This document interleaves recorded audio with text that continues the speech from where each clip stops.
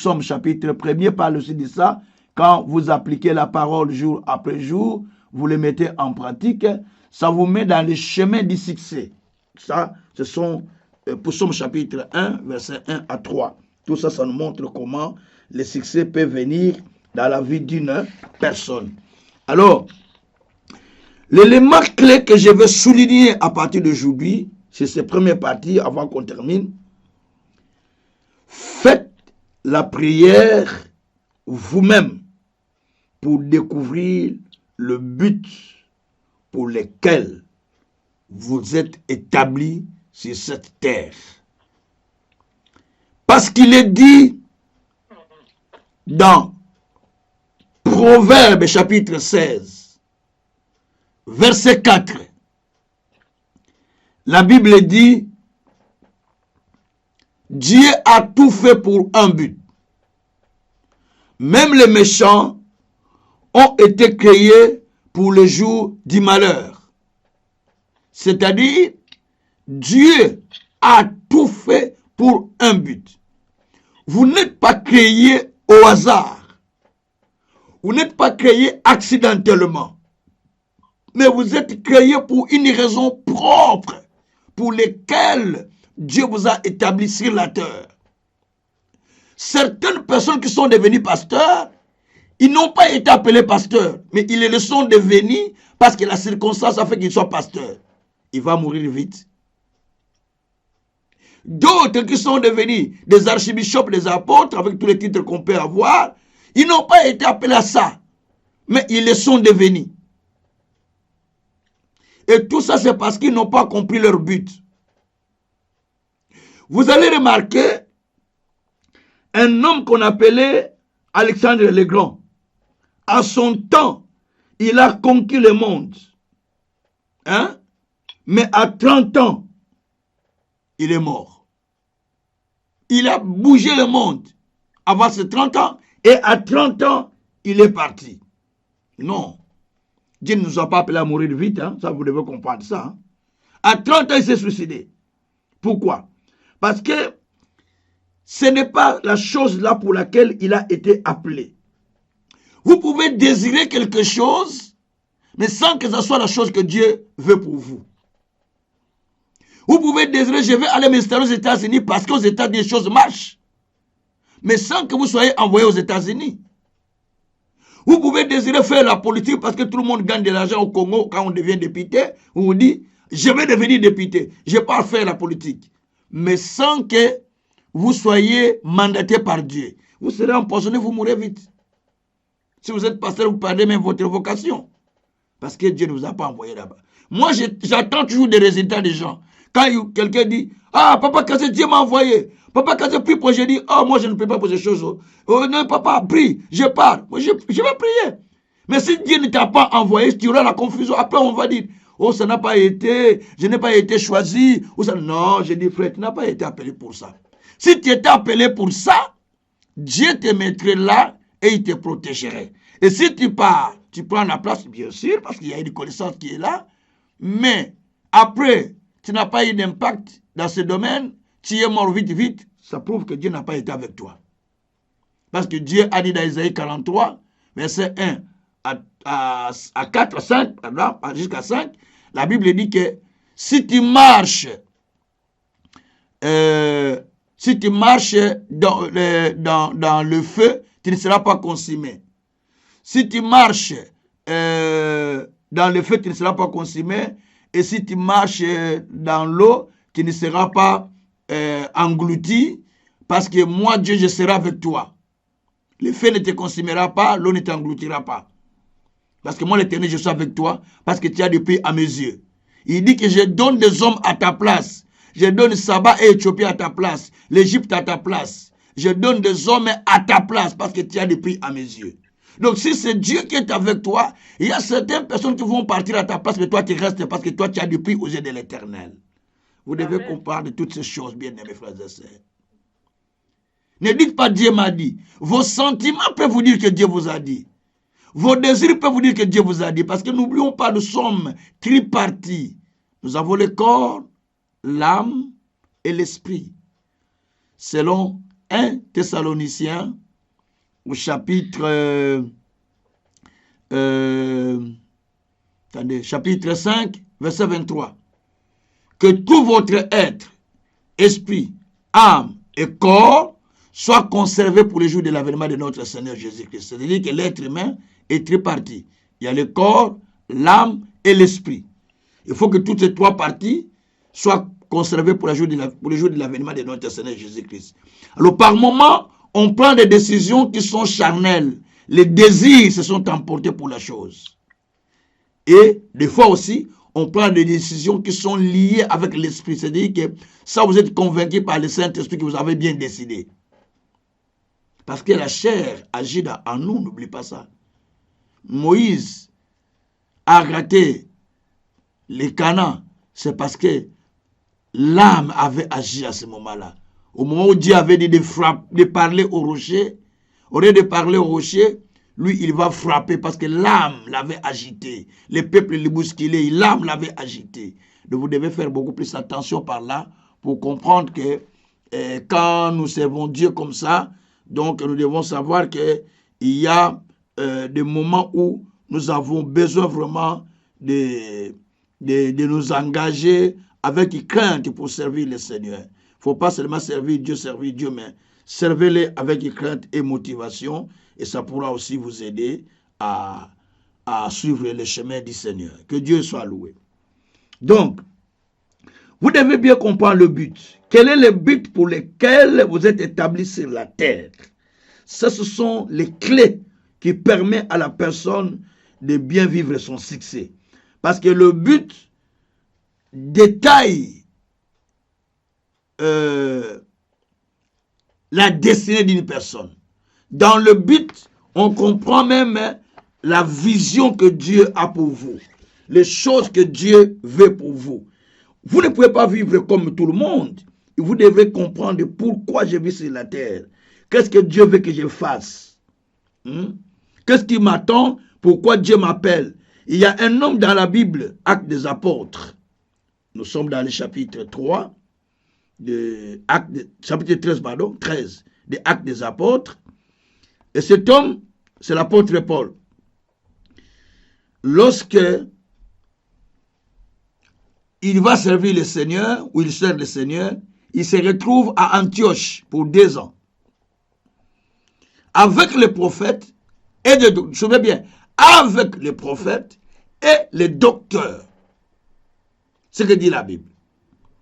La Bible dit qu'il y avait des docteurs et des prophètes qui travaillaient à l'église d'Antioche. Ils étaient dans leur ministère en jeûnant, en priant.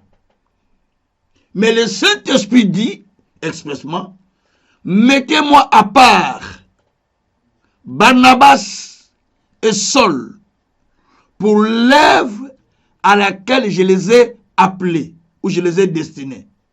C'est-à-dire, Paul n'était pas appelé à être prophète. Paul n'était pas appelé à être docteur. Mais Paul était appelé à être apôtre pour aller vers les nations. Parce que le Saint-Esprit ne peut pas se contredire. C'est le Saint-Esprit qui a dit, mettez-moi à part Barnabas et Saul pour l'œuvre à laquelle je les ai appelés. Cela veut dire quoi? Ils n'étaient pas à leur place. Vous êtes d'accord avec moi ou pas? Je ne vous entends pas, hein? Vous ne répondez pas. Vous êtes d'accord ou pas? Amen. Voilà. C'est-à-dire qu'ils n'étaient pas à leur place. S'ils étaient à leur place, le Saint-Esprit n'aurait pas dû dire que mettez-moi à part Barnabas et Paul pour l'œuvre à laquelle je les ai appelés. Il allait dire, ok, restez là, qu'on y a travaillé comme des docteurs et des prophètes. Alors qu'eux, ils se croyaient prophètes et docteurs. C'est pourquoi même dans la vie, ne vous collez pas de titres. Personne ne connaît mon ministère. Parce que je n'aime pas me coller des titres. Je ne dis pas aux gens, je suis un apôtre, je suis un docteur, je suis un tel. Appelez-moi comme vous voulez, frère Kazin, papa Kazin, pasteur Kazin, évêque Kazin, comme vous voulez, j'accepte tout. Mais moi, je connais mon appel. En quoi Dieu m'a appelé. Il faut comprendre bien ton appel. Comprendre plus loin. J'ai toujours aimé une phrase que T.B. Jones avait dit une fois, je le suivais. Il a dit, si tu veux aller loin, il y a deux choses importantes à connaître. Comprends d'abord en quoi Dieu t'appelle et comprends quel est le don qui est en toi. Je l'ai prêché chez le pasteur, c'est le prophète Mabeta hier. Il faut comprendre quel est l'appel que tu as et quel est le don que Dieu a mis en toi. Quand vous voyez Dieu, quand il a appelé Moïse, donc Moïse avait des difficultés à parler. Il a dit, je ne sais pas parler, tout ça. Quand vous allez dans Exode 4, à partir du premier verset, vous descendez un peu jusqu'au troisième verset, Dieu lui dit, qu'as-tu dans ta main? Il dit les bateaux, il dit jette-les par terre. Il a jeté les bateaux devenus serpents. Il commence à fuir. Et puis il dit touche-les. Il touche, les bateaux devenus serpents. Et là, il a compris qu'il avait quelque chose. Donc Dieu avait mis quelque chose entre ses mains. Et l'autre qui se retrouve devant la mer Rouge, nous sommes dans Exode chapitre 14. Donc, lui, il va dire au peuple, quand le peuple a dit, mais pourquoi tu nous as amenés ici? Parce que derrière nous, il y a Pharaon. C'est pour nous détruire, pour que nous mourons ici, alors qu'il y avait des cimetières là où nous étions. Mais pourquoi tu nous as amenés ici? Lui, il a dit, ne craignez pas. Les Égyptiens que vous voyez, vous ne les verrez plus jamais. Pourquoi il a dit les Égyptiens que vous voyez, vous ne les verrez plus jamais? Je vous l'explique. La raison est dans les versets 14-15. La raison est là, c'est simple. Dieu même a dit aux enfants d'Israël, Dieu a dit, Moïse, pourquoi ce peuple murmure? Dis-le d'avancer. Il a dit aux enfants d'Israël d'avancer. Alors, où était la raison dans ce texte? Quand vous lisez vos Bibles, vous allez voir que Moïse, quand il a dit, ces Égyptiens que vous voyez, vous ne les verrez plus jamais, c'est parce que Moïse avait un don. Il avait quelque chose entre ses mains que Dieu lui avait donné. Il avait les bâtons. Il était sûr que ces bâtons qu'on m'a donnés, en face de ses mains rouges, ça va opérer quelque chose. C'est pourquoi Dieu lui a dit, qu'as-tu entre tes mains? Les bâtons. Alors Moïse a frappé, Dieu lui a dit, frappe les bâtons. Il a frappé les bâtons, les autres se sont séparés. Donc il était sûr, quelqu'un qui a son don, qui comprend bien son don, qui comprend bien son appel, on peut l'appeler orgueilleux. On peut dire, ah, il est orgueilleux. Non, il n'est pas orgueilleux. C'est parce qu'il a compris le don qu'il a, il a compris l'appel qu'il a, et les gens peuvent croire qu'il est orgueilleux, mais il n'est pas orgueilleux. Parce qu'il maintient cela, et il sait que cela va faire quelque chose. Chaque personne qui comprend son appel, comprend aussi le don que Dieu lui a donné. On n'a pas dit Amen. Hein? J'ai dit chaque personne qui comprend les dons, les dons, l'appel qu'il a, il comprend aussi le don qui est en lui. Amen, papa. Le don peut être là, mais tu l'ignores. Parce que tu n'es pas sûr de ce que tu es, de ce que tu as. Mais si tu comprends, et le don peut commencer à opérer en toi. Donc, il faut comprendre d'abord l'appel. Il faut d'abord découvrir le but pour lequel Dieu vous a appelé. Comprenez votre but. Cherchez à prier pour comprendre quel est le but pour lequel Dieu m'a appelé. Quand vous lisez Ésaïe 30, verset 21, la Bible dit, dans ce texte, vous entendez une voix qui va vous dire, marchez à droite ou marchez à gauche. Voici le chemin. Et vous verrez les gens qui vont vous instruire. Vous pouvez recevoir le but de votre appel par une prophétie, par la méditation de la parole, par la prière, par les songes, par un enseignement. Dieu vous dit, toi, Annie, toi, tu es appelé à faire ça. Toi, tu es appelé à faire ça. J'ai prié hier pour l'église des pasteurs des prophètes David. Et il y avait une femme là. Je lui ai dit, Dieu est en train de me dire que tu as un don de guérison, mais tu n'as jamais su. Il dit, oui, je sais que j'ai ça, mais parce que j'ai ça, mes mains chauffent. J'ai dit, justement, l'échauffement des mains, c'est le signe d'un don de guérison. Quand tes mains chauffent, c'est-à-dire que tu as un don de guérison en toi. Moi, ça me faisait comme ça au début. Les mains chauffaient. Et je ne savais pas. Mais c'est le pasteur qui m'a dit, mais tu as un don de guérison. Et bien, il m'a dit, à chaque fois qu'il y avait des malades, il dit, venez chez Kazé, il va vous imposer les mains. Quand je posais les mains, les gens se guérissaient sur place. Certaines personnes sur place, d'autres c'était après. Mais d'autres c'était instantané. Alors, parce que je n'avais pas compris, mais c'est là où j'avais compris que j'avais un don de guérison. Donc, il faut comprendre toutes ces choses. Donc, des fois, on a un don, mais on ne sait pas le découvrir. Alors, il faut aller vers quelqu'un d'autre pour vous l'expliquer. C'est la raison pour laquelle l'apôtre Paul, après son appel, il est allé vers Dieu, l'a dirigé vers Ananias. Nous sommes dans Acte 9, versets 6 à 11. Dieu l'a dit d'aller voir Ananias. Et Ananias, c'est là où Ananias lui explique ce qu'il devait faire. Lui-même, Paul était appelé au ministère, il ne savait pas ce qu'il devait faire. C'est Ananias qui lui expliqua ce qu'il devait faire. Quand vous lisez c'est Acte 22, versets 14 à 16, là l'apôtre Paul explique son appel, comment Dieu l'a appelé, et comment il continue à traîner, il tardait pour accomplir ce que Dieu lui a dit, et Ananias lui a dit que pourquoi tarder-tu, va, fais ce que Dieu t'a dit. Donc, Ananias qui lui a montré ce qu'il devait faire. Par moment, tu peux être appelé, mais il faut qu'il y ait un Ananias à côté qui t'aide, qui t'encadre pour que tes écailles tombent. Aujourd'hui, les gens ne veulent plus apprendre. Comme j'ai prêché dans l'église des pasteurs. Les gens ne veulent pas apprendre, les gens veulent express. Non. Tout express, non. Il faut l'apprentissage. Si tu appelles le ministère ou tu appelles à être chrétien, mais tu dois apprendre. Tu dois apprendre parce que tu ne sais pas là où ça va t'amener. Tu dois apprendre pour grandir dans la foi et pour bien servir le Seigneur.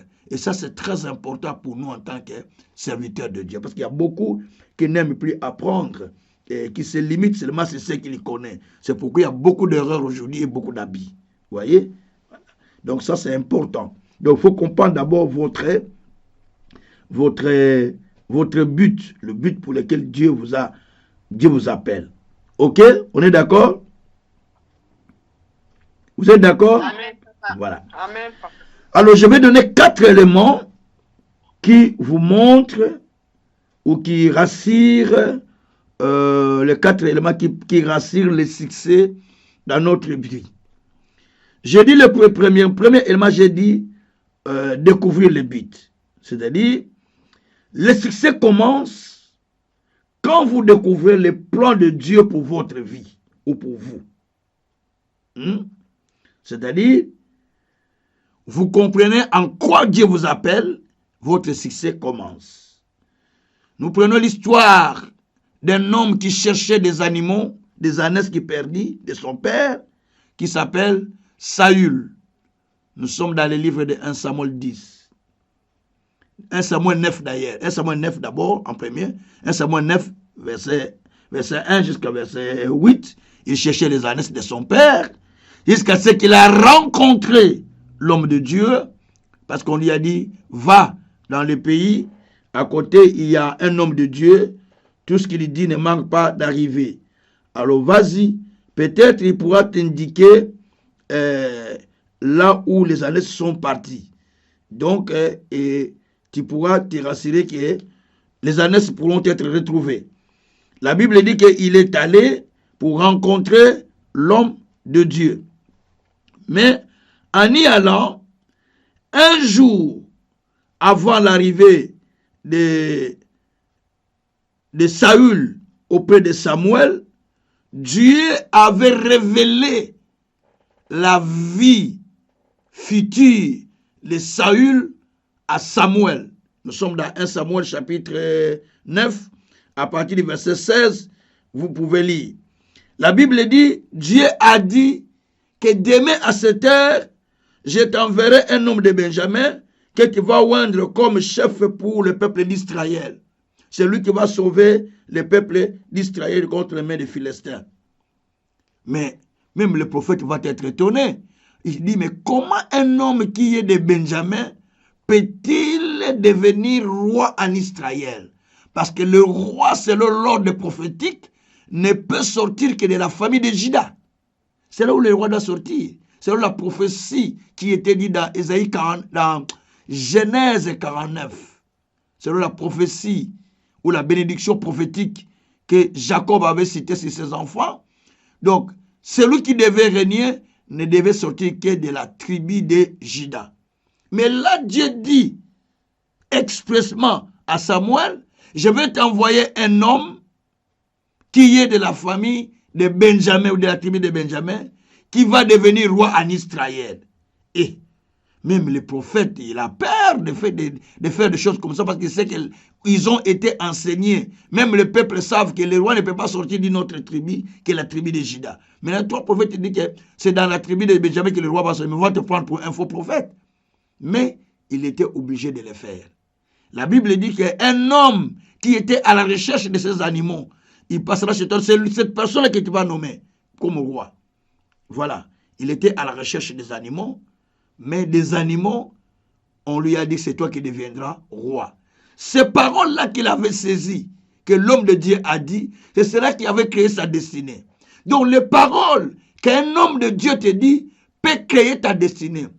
Moi, le jour de ma conversion, la première prophétie, je l'ai reçue de Jean-Louis Jaillet, celui qui venait de mourir, le Mundele là qui m'a prêché, le blanc là qui m'a prêché. La première parole, c'est lui qui me l'a donnée. Quand je suis allé me convertir, il a dit, cet homme sera grand, cet homme sera puissant. Vous ne m'entendez pas? Vous m'entendez? Il y a quelqu'un... Non, non, non, mon micro est ouvert, maman. Non, micro est ouvert, Pananga. Vous m'entendez? Oui, je vous entends, moi je vous entends. Ah, mais maman, les autres m'entendent, hein? Ouvrez vos micros, les autres m'entendent. Moi, mon micro est ouvert. Mon micro est ouvert. Vous m'entendez? Oui, moi je vous entends. Ah. Attends, je vais mettre la caméra pour qu'ils me voient. Ouvrez vos micros. Ouvrez vos micros, c'est le micro qui est fermé chez vous. Papa, ils ont yo kanate. Maman Niza micro nabine kangami. Attends, je vous lance sur WhatsApp pour que je vous dis. Le micro est fermé chez vous. Alors, prophète, vous êtes en ligne, prophète Mabeta. Vous m'entendez? Non, ouvre ton micro. Il y a une place où il faut ouvrir le micro. Tu as fermé. Tu as vu le micro? Ouvre le micro. C'est bon? Appuie, il y a une barre sur ton micro. Parce que c'est marqué chez moi silence. Papa, moi je vous entends. Hein? Oui, mais quand un des qui bloque le micro, les autres ne vont pas entendre. Hein? Est-ce que vous m'entendez? Vous m'entendez? Moi je vous entends. Bon, attends prophète David. Je vais lancer les serres, comme ça qu'ils peuvent comprendre. C'est bon? Moi je vous entends, papa. Ok. Moi aussi j'entends. Maman Clara, vous m'entendez? Allez. Attends. Moi non. Ok, vous m'entendez? Allô? Vous m'entendez? Je continue. Allez, les autres entendent? Oui, papa. Voilà. Et ceux qui n'ont pas... ok? Allez, bon, je continue. Donc, pour qu'il y ait du succès, je suis en train de dire qu'il y a 4 éléments à considérer. Premièrement, le succès commence par la compréhension du plan de Dieu pour vous. Vous voyez, Saül était à la recherche des animaux. Nous sommes dans 1 Samuel au chapitre 9. Il cherchait les animaux, mais quand vous arrivez au verset 16, Saül va se retrouver devant, avant qu'il n'arrive auprès du prophète Samuel. Dieu avait déjà averti à Samuel qu'il y a un homme de Benjamin qui va venir, que tu vas établir roi. Alors que, normalement, selon la loi, il ne pouvait pas l'établir roi parce que le roi ne peut sortir que de la famille de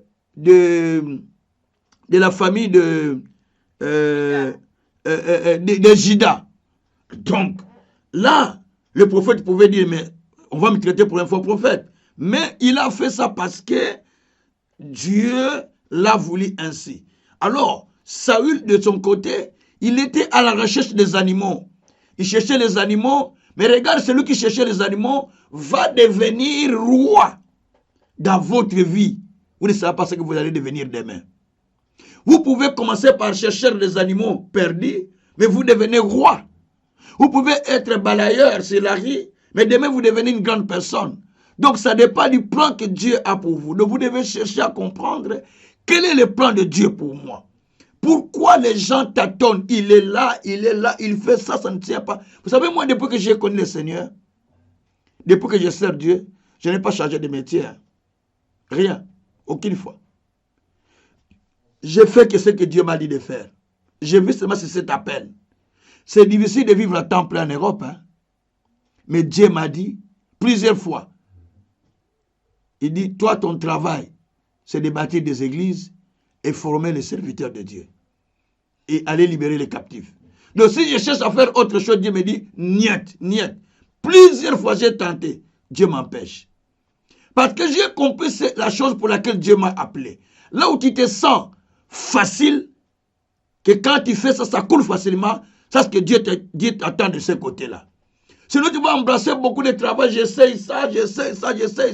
Beaucoup de gens ont tenté de tâtonner dans la vie ministérielle. Tu peux faire 30 ans, 40 ans, mais tu tâtonnes dans le ministère parce que tu n'as pas l'assurance de ce que Dieu t'a dit.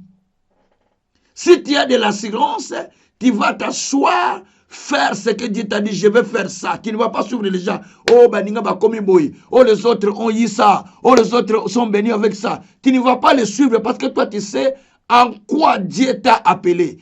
Qu'est-ce qui fait que beaucoup de jeunes pasteurs aujourd'hui s'égarent facilement?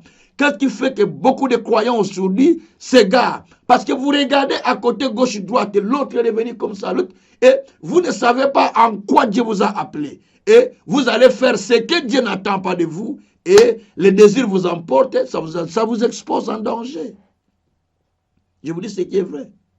Donc, vous n'avez pas besoin de voir, un tel progresse comme ça, tel pasteur, tel maman, tel frère. Non, chacun a son chemin. Allez-y un peu sur le livre de Joël. Hein? Le livre de Joël. Quand vous allez dans Joël, vous allez remarquer que dans Joël, le Seigneur est en train de dire, dans le livre de Joël chapitre 1er, Joël chapitre 1er, le Seigneur dit que c'est un peuple puissant. Un peuple qui court, un peuple qui ne rentre pas dans le chemin de l'autre. Je vous trouve le verset, je crois verset 7 et 8. Un peuple qui ne rentre pas dans le chemin de l'autre. Un peuple puissant qui escalade le mur, un peuple qui court, un peuple qui saute, mais un peuple qui ne rentre pas dans le chemin de l'autre, dit la Bible. Je vais chercher le verset. La Bible dit qu'il est vigoureux, il court, il passe par des fenêtres, il traverse et personne. Donc, c'est un peuple qui court. Et quand il court, ce peuple, donc il n'a pas tendance de rentrer dans le chemin de l'autre. Donc, il maintient son chemin. Combien de personnes aujourd'hui demeurent dans le chemin que Dieu a préparé pour eux? Il y a peu de gens. Pourquoi? Parce qu'ils veulent suivre ce que les autres font. Ils veulent aller vers les autres, ce que les autres font. Joël 2. J'ai trouvé le verset. Joël 2, à partir du verset 3, à partir du verset 2, il parle du jour de Dieu, le dernier jour. Hein, il nous parle là, il y aura un moment ténébreux, ainsi de suite. Il dit qu'il y aura un peuple qui sera puissant. Quand vous descendez, à partir du verset 7, il parle d'un peuple qui court, un peuple qui saute, un peuple qui traverse les murs, un peuple qui ne craint pas, il se lance comme un guerrier. Un peuple qui court, dans le verset 7, il dit qu'un peuple qui court, chacun va dans son chemin sans s'écarter de sa route. Donc, un peuple qui court, un peuple qui garde son chemin sans s'écarter de sa route, c'est ça le problème. Tu peux commencer à courir, mais après un moment, tu t'écartes de la route. Pourquoi? Tu as commencé à aller bien, mais pourquoi tu t'es écarté de la route? C'est ça le problème. Donc, quand tu cours, si tu veux garder la route, si tu veux garder l'équilibre, demeure dans ta route. Catherine Kuhlman, un jour, il donnait un enseignement que j'ai la cassette avec moi, une vieille cassette. Les cassettes enroulées là, de vieilles cassettes. Vous voyez, j'ai commencé à suivre les grandes personnes depuis longtemps. J'ai suivi Catherine Kuhlman, beaucoup de ses prédications. Alors, il y avait un enseignement qu'il donnait. Il parlait, un jour, il était avec un ami. Ils allaient dans un autre état et pendant qu'il passait, ils traversaient, là où ils devaient passer, il y avait un pont. Donc, le pont des rails, les rails des trains. Il fallait passer maintenant par les rails pour traverser ces petits... Je crois les fleuves Mississippi. Les fleuves Mississippi, ils devaient traverser les fleuves Mississippi. Mais il y a un pont. La route, il n'y avait pas de ce côté la route des véhicules. Il devait passer par les policiers. Ils se sont dit avec son ami, bon, on va passer par ces ponts. Prions le Seigneur qu'il n'y a pas de train. Ils ont prié. Comme il n'y a pas de train, on va traverser. Ils ont commencé à traverser. Il a dit, en traversant là, il fallait seulement mettre les pieds sur les rails. Si tu sors des rails, tu tombes dans l'eau. Il a dit, nous avons traversé les rails là, nous avons traversé les fleuves, mais tout en restant sur les rails. Il expliquait en disant que si tu veux traverser les fleuves, si tu veux aller loin, reste dans ta route, reste dans ton rail. Combien de personnes sont sorties du rail? Yaya, maman, vous sortez du rail pourquoi? Faites dire du chemin que Dieu a préparé pour vous, du plan que Dieu a planifié pour vous. Et ça, c'est très dangereux. Donc, vous devez demeurer dans les chemins que Dieu a fait pour vous. Voyez, dans ce chemin-là, c'est là où Dieu va vous rencontrer. Gloire soit rendue au Seigneur. Le deuxième élément, quand vous découvrez le but de votre vie, vous comprenez la raison pour laquelle Dieu vous appelle. Maintenant, il faut commencer à le poursuivre. Comprendre que Dieu m'a appelé à être grand, c'est une chose. Poursuivre, c'est une autre chose. Comprendre que Dieu m'a appelé à être apôtre, c'est une chose. Et faire cet apostolat, c'est une autre chose. Il faut comprendre comment le faire. Paul n'a pas fait l'apostolat comme d'autres apôtres. Il n'a pas fait l'apostolat comme Pierre. Et pourtant Pierre est avant lui. Mais il a fait l'apostolat selon la mission qui lui était confiée par Dieu. Parce que Paul était envoyé pour les nations, ou vers les nations. Mais Pierre était envoyé vers les circoncis. La seule erreur que Paul a fait, lui qui était envoyé comme vers les nations, quand vous lisez Acte 21 dans sa totalité, vous allez comprendre que là, il a bronché. C'est-à-dire, au lieu d'aller vers les nations, lui, il va rentrer au temple, il se rase les cheveux, tout ça, il rentre à l'intérieur. C'est là où les problèmes ont commencé pour Paul. Il a commencé à prêcher là-bas pour se conformer au judaïsme, alors que lui, il était contre ces choses. Il a prêché ces choses. Il a dit qu'on ne peut plus suivre ça. Mais comment tu peux aller Vous allez voir, l'histoire nous apprend que Paul était arrêté. À partir de Acte 21, c'est l'arrestation de Paul. Jusqu'à Acte 28 que vous voyez là, Paul est toujours en prison. Jusqu'à ce qu'il allait mourir à Rome. Vous voyez? Donc Paul était arrêté, tout ça, jusqu'à sa mort. Il est resté à Rome prisonnier, vous savez ça. Il est resté là-bas. Il est resté prisonnier libre, mais il ne pouvait plus retourner là où il était en Israël. Il est resté à Rome. Pourquoi? Parce qu'à un moment, il est allé vers les circoncis, alors que Dieu l'a envoyé vers les incirconcis. Il faut faire attention. Il faut y Il faut savoir chez qui Dieu t'envoie. Il faut savoir qu'est-ce que Dieu te demande de faire. Ce que nous lisons dans la Bible sont des instructions pour nous qui vivons aujourd'hui. Les erreurs que les gens ont faites nous aident à ne plus tomber dans les mêmes erreurs. Les choses qu'ils ont fait de mal nous aident à ne pas faire cela. Donc vous devez être très, très, très, très attentifs à ce que Dieu nous enseigne. Et c'est très important. Que Dieu soit loué. Alors, donc quand vous découvrez le but, il faut commencer maintenant à les poursuivre. C'est comme ça que la Bible dit dans Philippiens 3, versets 7 à 11. 11. Oui. Il dit que ce qui était pour moi des gains, je les regarde comme une perte. Et je les regarde comme de la boue, afin de pouvoir gagner Christ. Je cours, non combattant l'air. Je cours. D'abord, il dit là-bas, je cours vers le but. Donc, Paul dit que je cours vers le but. Donc, Paul courait devant, vers le but. Il a abandonné ce qui était en arrière. Quand tu comprends la raison pour laquelle Dieu te place, quand tu comprends le plan de Dieu pour toi, comme on dit, la volonté de Dieu soit faite sur la terre. Ne prenez pas ça à la légère, hein, c'est des choses lourdes qui sont dedans. Donc, la volonté de Dieu soit faite sur la terre, veut dire que le plan que Dieu a soit fait sur la terre pour vous. Et quand vous comprenez cela, la seule chose que vous devez faire, Vous devez commencer maintenant à poursuivre cela. À poursuivre pour que cela s'accomplisse dans votre vie. Et c'est ce qui va faire la force d'un serviteur de Dieu ou d'un enfant de Dieu. Et troisièmement, il vous faut un engagement dans le but ou dans la vision, dans la chose que Dieu vous a montré à faire. Engagez-vous complètement et sérieusement. Beaucoup de gens ont des appels. Beaucoup de gens ont... Je vais vous choquer, mais c'est parce qu'on est en formation, c'est comme ça qu'on aide. Moi, en formation, je prêche plus que dans des églises. Parce que l'église, on a des réserves. Mais en formation, on explique toutes les erreurs que nous faisons parce que nous sommes là pour perfectionner. Le but de notre institut, c'est le perfectionnement. C'est pas avec qu'il a pris le nom d'Institut biblique international pour le perfectionnement du ministère. De son but, c'est le perfectionnement. C'est pour perfectionner. Ça fait plus de 27 ans qu'on est dans ce domaine. On est en train de perfectionner les gens. Donc, on ne fait qu'enseigner. Depuis 97 que j'ai ouvert l'école. Hein. Mais avant 97, j'avais déjà beaucoup d'autres parce que j'avais formé.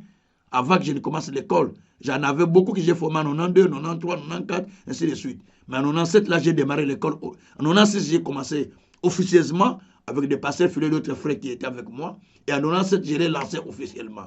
Donc, depuis lors, jusqu'à aujourd'hui, je ne fais que former. Il y a beaucoup qui sont passés dans notre école. Même des grands comme des petits, des grands hommes de Dieu sont passés par notre école. Et des pasteurs qui ont bougé Kinshasa à l'époque sont passés par notre école. Et il y en a beaucoup. Donc, ici, je voulais dire une chose. Beaucoup des hommes de Dieu ne prennent pas les choses au sérieux. Proverbe chapitre 20, verset 25, nous dit ceci. Ne prenez pas un engagement sacré à la légère. Ne prenez pas la chose de Dieu à la légère. Vous me voyez quand je quitte, je viens là, je quitte avant chez moi parce que je dois aller à l'air. Je dois aller à l'air pour donner cours. Parce que c'est le principe que Dieu m'avait enseigné. Moi, Dieu m'avait dit en 91, si tu commenceras une école, tu vas commencer à former les leaders. C'est ce que Dieu m'avait dit. Tu vas commencer à former les gens. Et ces gens-là seront leaders. Et toi, tu seras leader des leaders. Et Dieu me dit, si tu mets du sérieux, tu auras du succès. Je l'ai dit même dans l'église de Vie Nouvelle, partout où je suis passé. Tous les pasteurs de Vie Nouvelle, toutes les églises, tous les pasteurs et les membres, ils savent que Dieu a dit à papa, si vous mettez du sérieux, vous aurez du succès. C'est Dieu qui m'a dit ça. Dieu m'a dit, si vous mettez du sérieux, vous aurez du succès. C'est-à-dire que vous ne pouvez pas aller plus loin si vous ne mettez pas du succès. Vous voyez? Donc, si vous ne mettez pas de succès, vous n'irez pas très loin. Quelqu'un qui appelle mais je ne réponds pas, il va se fatiguer lui-même. Ne vous en faites pas. Ça vous dérange là-bas? N'entends plus. Ah, quelqu'un qui appelle. Attendez. Attendez une minute. Allô? Apôtre. Toza na cour. Na ko rappelo si ma toza na cour. Allô? Vous m'entendez? Ok. Donc, voilà. Donc, il y a quelqu'un qui a appelé là. Donc, je voulais dire simplement que si vous ne mettez pas de sérieux, vous ne pouvez pas aller plus loin. Dans la vie chrétienne, mettez tout votre sérieux. Si vous voulez donner à Dieu, ne donnez pas comme si vous donnez à l'église par aventure. Donnez-vous. Moi, je ne donne jamais l'offrande de 5 euros dans l'église. Toute l'église de Vie Nouvelle connaît. Oh, 10 euros, je ne le fais pas. Parce que je me suis déjà donné un montant à partir de tel montant que je peux donner à Dieu. Je me suis déjà donné. Si je n'ai pas ce montant, je ne donne pas l'offrande. Parce que je me suis donné déjà un montant dans ma tête. Je vais commencer à donner mon offrande à partir de 20 euros. En dessous de 20, je ne donne pas. Je me suis déjà fixé un montant. Vous voyez? Donc, ce sont des décisions que j'ai prises. C'est le sérieux avec Dieu. J'ai dit à Dieu, je n'irai pas en retard à l'église. Je n'aimais pas aller. J'étais avec maman, elle est là, avec vous. Et peut vous dire, quand moi je les conduis, ils m'ont vu combien il faut venir en retard, ils peuvent vous le dire. Non, ce n'est pas ma vie. Parce que j'aime toujours être là avant l'heure. Tout ça, c'est à cause de ce que Dieu m'a dit si vous mettez du sérieux. Et quand vous préparez même des prédications, il ne faut pas les prendre à la légère. Moi, je prépare une prédication toute ma nuit pour pendant 3 heures, 4 heures pour aller prêcher 1 heure du temps. Mais je prépare la prédication toute une nuit, des fois jusqu'à 4 heures du matin, jusqu'à 3 heures, je vais prêcher le matin. Mais pour prêcher que 1 heure du temps, c'est le sérieux. Pour vous dire simplement, Moïse avait eu le temps de préparer, un long moment de préparation avant de devenir leader. Josué a eu un long moment de préparation avant de devenir leader. Et tous ces gens, ils ont mis leur sérieux. C'est pourquoi ils ont vécu du succès. Le succès ne vient pas pour quelqu'un qui n'est pas sérieux. Le succès vient pour celui qui est sérieux. On a payé l'argent à l'église pour acheter par exemple les tam-tams. Hein? Et toi tu prends cet argent, tu vas aller acheter autre chose à l'église, ou bien le carburant, ou bien quelque chose qui est venu à l'église, ou bien tout ça que tu achètes. Non, non, non. Toute sortie à l'église doit être signée. Les samedis, je vous amènerai tous les bordereaux de notre, même les vieilles, je viendrai avec. Vous allez voir. Tout doit être signalé que Papa Kazé a pris 50 €. Il a pris 20. Maman était trésorière, elle est trésorière dans l'église. Il y a aussi des diacres. Elle peut vous dire, quand il y a 50 € qui sortaient, on signale, il faut signaler. Papa avait pris 50. Papa avait pris telle chose. Il faut les justifier. C'est ça le sérieux dans l'église. Si tu commences à prendre des papa, tu bouffes, non. À l'école, tel que vous voyez là, si vous payez, ce n'est pas à moi qui mange cet argent. Non, ne croyez pas ça. C'est l'argent de l'école. Moi, si quelqu'un me bénit avec l'offrande, c'est ça l'argent que je prends. Quelqu'un me bénit avec un dos, c'est ça que je prends. Mais ce que vous payez comme une épargne, ce n'est pas mon argent. Parce que je travaille maintenant, je suis en train de travailler avec les Américains qui cherchent à accréditer notre école, avec mes anciens présidents où j'avais étudié, mes anciens professeurs de l'école où j'avais étudié. Ils ont accepté de nous accréditer. C'est-à-dire que de travailler en collaboration, ils ont dit, mais toi, depuis longtemps, tu travailles comme enseignant, formateur, ton école, c'est une vieille école, mais nous voulons t'aider pour que ça devienne une école internationale, comme ça tes diplômes sont reconnus internationalement. C'est les démarches qu'on est en train de faire avec le professeur Dr Chandra Kumar, qui est le président de l'université où j'avais étudié des Américains là. Pourquoi il a dit, toi tu es un homme sérieux. Lui, il disait d'ailleurs, je n'ai pas vu les Congolais comme toi. Comment toi tu es très sérieux comme ça? Comment les autres Congolais ne sont pas comme ça? C'est comme ça qu'il me disait. Il disait ça. Publiquement à l'église, il dit, mais le pasteur, quand il est très sérieux, je ne comprends pas. Je n'étais pas le seul pasteur. On organisait des conférences de plusieurs serviteurs de Dieu qui étaient là. Il disait, mais il est trop sérieux celui-là. Il est différent. Il m'a dit, Gabriel, ta place n'est pas au milieu des Congolais. Toi, il faut aller aux États-Unis. Ici, tu ne vas pas évoluer. C'est lui qui m'a dit ça plus de 10 fois. Dr Chandra Kumar. Il dit, ta place n'est pas ici. Il faut aller vers là où il y a les étrangers, les Américains, tout ça. Avec les Congolais, tu vas parce qu'ils ne sont pas sérieux. Mais toi, tu es sérieux différemment des autres. J'étais avec mon ami Pasteur Rodolphe. Hein. Tout le temps, il disait ça. Pasteur de Fontanet. Il peut vous le témoigner. Donc, tout ça, c'est des choses, c'est parce qu'ils ont vu du sérieux. Dans les ministères ou dans la chose de Dieu, le sérieux est l'élément capital. Si vous voulez prier, priez avec sérieux. Si vous voulez gêner, gênez avec sérieux. Personne ne vous contrôle, mais votre sérieux vous contrôle. Au fait, le sérieux que vous avez fait avec Dieu, l'engagement que vous avez pris avec Dieu vous contrôle. Ça devient un garde-fou. Vous pouvez gêner vous-même, personne ne vous voit. Vous pouvez dire, je coupe à midi. Mais si tu as pris un engagement, tu dis, moi, Seigneur, j'ai fait 3 jours avec toi. Comme tu l'as dit, comme tu le feras. Parce que personne ne te contrôle, mais c'est Dieu qui te contrôle. Mais ton sérieux que tu as mis avec Dieu te place à un niveau supérieur. Donc ça, je suis en train de marteler parce que la plupart de nous, les Congolais, il n'y a pas de sérieux. La plupart de la communauté africaine, souvent, il n'y a pas de sérieux. Si tu vois de sérieux chez les anglophones, chez les francophones, on prend les choses à la légère. C'est pourquoi même quand on donne des cours, si je donne ce cours, vous allez remarquer, je vous donne tous les cours. Vous voyez les cours que je suis en train de donner? Mais je l'ai déjà donné, non, je vous les envoie. Il y a des cours que j'ai déjà donnés que je vous envoie. Mais si je vous demande, vous avez suivi tel cours que je vous ai envoyé, vous allez dire, papa, je ne l'ai pas encore suivi. Ah, je n'ai pas encore eu le temps. C'est parce que ça montre que vous n'avez pas de sérieux dans ce que vous apprenez. Mais vous allez voir, les gens qui l'ont suivi avant vous, comment ils se sont donné le corps pour suivre ça, le corps et âme.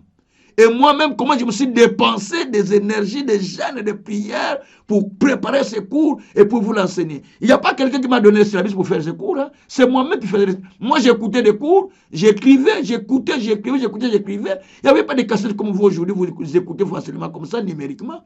Moi, j'écoutais certains cours dans des cassettes, vieilles cassettes qu'on vous envoie. Vous écoutez les vieilles cassettes, vous êtes 50 étudiants. La petite radio sans amplificateur, le professeur est en train de parler, vous mettez les oreilles tout près de la radio, vous écrivez.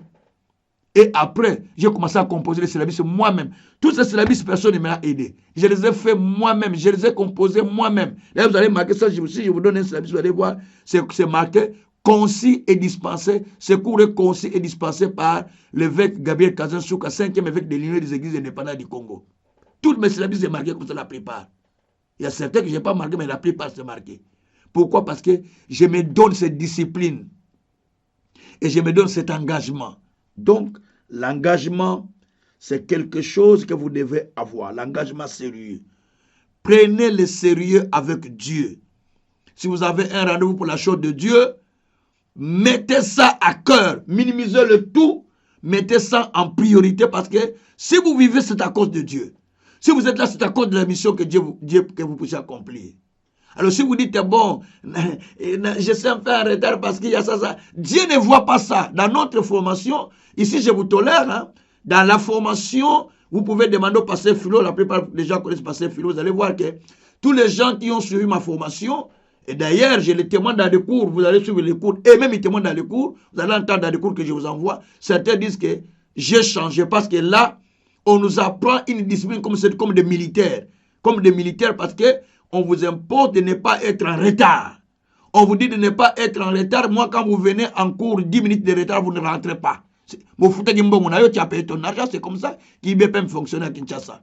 Vous venez, vous avez payé l'argent, vous venez en retard de 10 minutes, mais vous ne rentrez pas, mais vous avez payé l'argent, mais vous ne participez pas au cours parce que vous êtes venu en retard. C'était le principe. Et les gens étaient là avant parce qu'ils donnaient la valeur. Vous savez, la chose pour laquelle vous ne dépensez pas l'énergie, vous ne payez pas un prix, vous n'allez pas le prendre en considération. Je dois vous dire la vérité. La chose pour laquelle vous ne payez pas un prix, vous ne prendrez pas en considération. Seulement la chose pour laquelle vous payez le prix que vous allez prendre en considération. Aujourd'hui, quelqu'un m'a appelé, c'est lui qui a recommandé son frère à l'école. Il a dit, papa, ce que toi tu nous apprends là, nous ailleurs, dans l'église où nous sommes, tous les pasteurs qui viennent, tout, passaient d'abord par là, avant de devenir pasteur chez nous. Mais tu as fait tes cours par-ci, par-là de théologie, tout le monde te dit, malgré ce que tu as fait ici, reprends. Et on vous impose de payer votre argent, vous allez travailler dans ce ministère, mais on vous impose de payer l'argent pour apprendre. J'ai dit, c'est ça la discipline chez les anglophones. Si vous ne faites pas ça chez les anglophones, vous n'allez pas aller plus loin. Donc, ayez cette discipline d'aller plus loin. J'appelle ça la discipline des lions. Parce que le lion, quand il se détermine pour tuer une proie, il se détermine. Hein? Donc, ayez cette discipline. Et ça sera une bonne chose. Voilà. Et quatrième élément, c'est de comprendre l'endroit où vous devrez être. Quel est l'endroit où vous devez être? Dieu a un endroit où il vous veut. Quand vous allez dans Genèse 26, versets 1 à 5, on nous apprend là-bas, Isaac voulait fuir le pays de Guérard où il était, parce qu'il y avait une famine forte. Il veut aller en Égypte parce que tout le monde va en Égypte. Dieu lui dit, reste là. Ne va pas en Égypte. Je vais te bénir par là. Parce que ton père a obéi à ma parole. Il est resté là. Parce que Dieu lui a dit de rester. Mais il voulait sortir. Et en restant là, il a commencé à s'aimer. Verset 12 dit, Isaac s'aimant, il devint riche, très riche, fort riche. Dans une terre où il y a la famine, la sécheresse, mais lui il sème il devient riche, plus riche et fort riche. Lui, il sème, la production sort.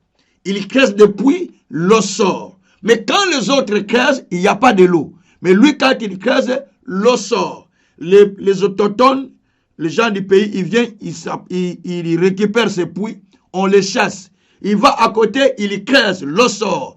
On vient encore, on les chasse. Il creuse encore, un autre, l'eau sort. C'est-à-dire, même si vous les chassez, mais en lui, il y avait déjà la semence du succès.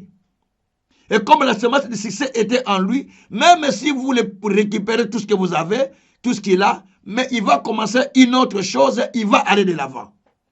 Je vais le dire à quelqu'un maintenant. Avec cette parole que tu entends, tu es tenté de recevoir la semence du succès. Où que tu seras, ça sera la réussite dans ta vie au nom de Jésus.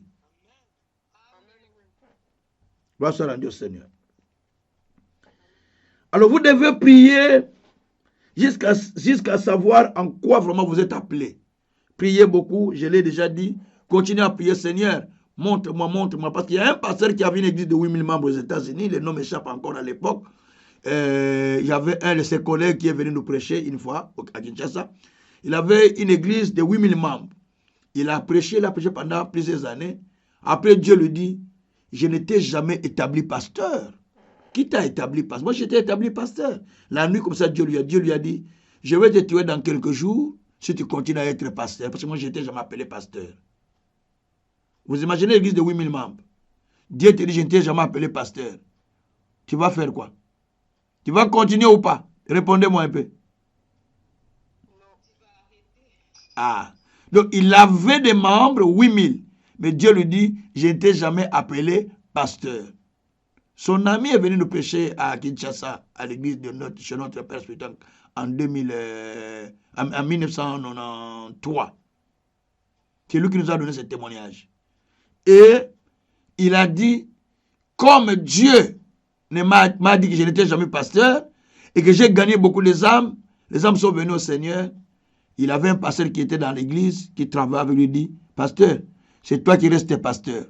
Dieu m'a dit de ne pas continuer à être pasteur. Mais Dieu m'a dit d'être le grand partenaire de ce ministère. C'est moi qui va élever ce ministère. Cet homme a commencé maintenant à soutenir les services d'évangélisation. Seulement les actions d'évangélisation n'étaient même pas. Dieu nous dit même qu'il n'est même pas évangéliste. Les actions d'évangélisation, ainsi de suite. Il est devenu millionnaire. Et il a continué à soutenir son église, là où il était pasteur. Mais lui, il est devenu millionnaire en moins de 3 ans. Mais toutes ces années qu'il a fait, avec 8000 membres, il n'était jamais millionnaire. Mais là, il est devenu millionnaire en moins de 3 ans. Millionnaire, ce n'est pas l'argent de l'église, son argent, lui. Millionnaire avec des avions même. Et il a commencé à soutenir aussi l'église. Donc Dieu ne l'a pas appelé pour ça. Tu peux construire le temple, mais Dieu ne t'a pas appelé pour cette église. À Kinshasa, il y avait un homme qui avait construit un très beau temple dans notre quartier à Bandal, du côté de l'église du pasteur Mukuna, tout près de son église. Il a très bien construit. Mais lui-même, quand il prêche, les gens ne viennent pas. Parce qu'il n'avait pas cette grâce. Mais comme il était diamantaire, il gagne beaucoup d'argent, il a construit le temple. Croyant qu'avec l'argent, il pouvait gagner les âmes comme ça. Non. Un jour, il est venu voir le pasteur Ngoy. Il a dit, envoie-moi tes enfants là qui sont chauds là, pour que je commence à les payer les salaires pour gagner les âmes dans mon église. Et certaines personnes, quand ils ont entendu salaire, ils sont partis parce que c'est les salaires. Il a dit, je vous propose le salaire de $150. C'était beaucoup à l'époque, hein, $150. Beaucoup de nos frères sont partis parce que c'est $150 qu'on devait leur payer. Même certains anciens sont partis. Moi, je dis, moi, je ne pars pas. Moi, je reste là où Dieu m'a mis, à côté du docteur Ngoy. Je suis resté là. Et ceux qui sont partis, les ont travaillé, ils ont gagné aussi des âmes. Les âmes sont venues.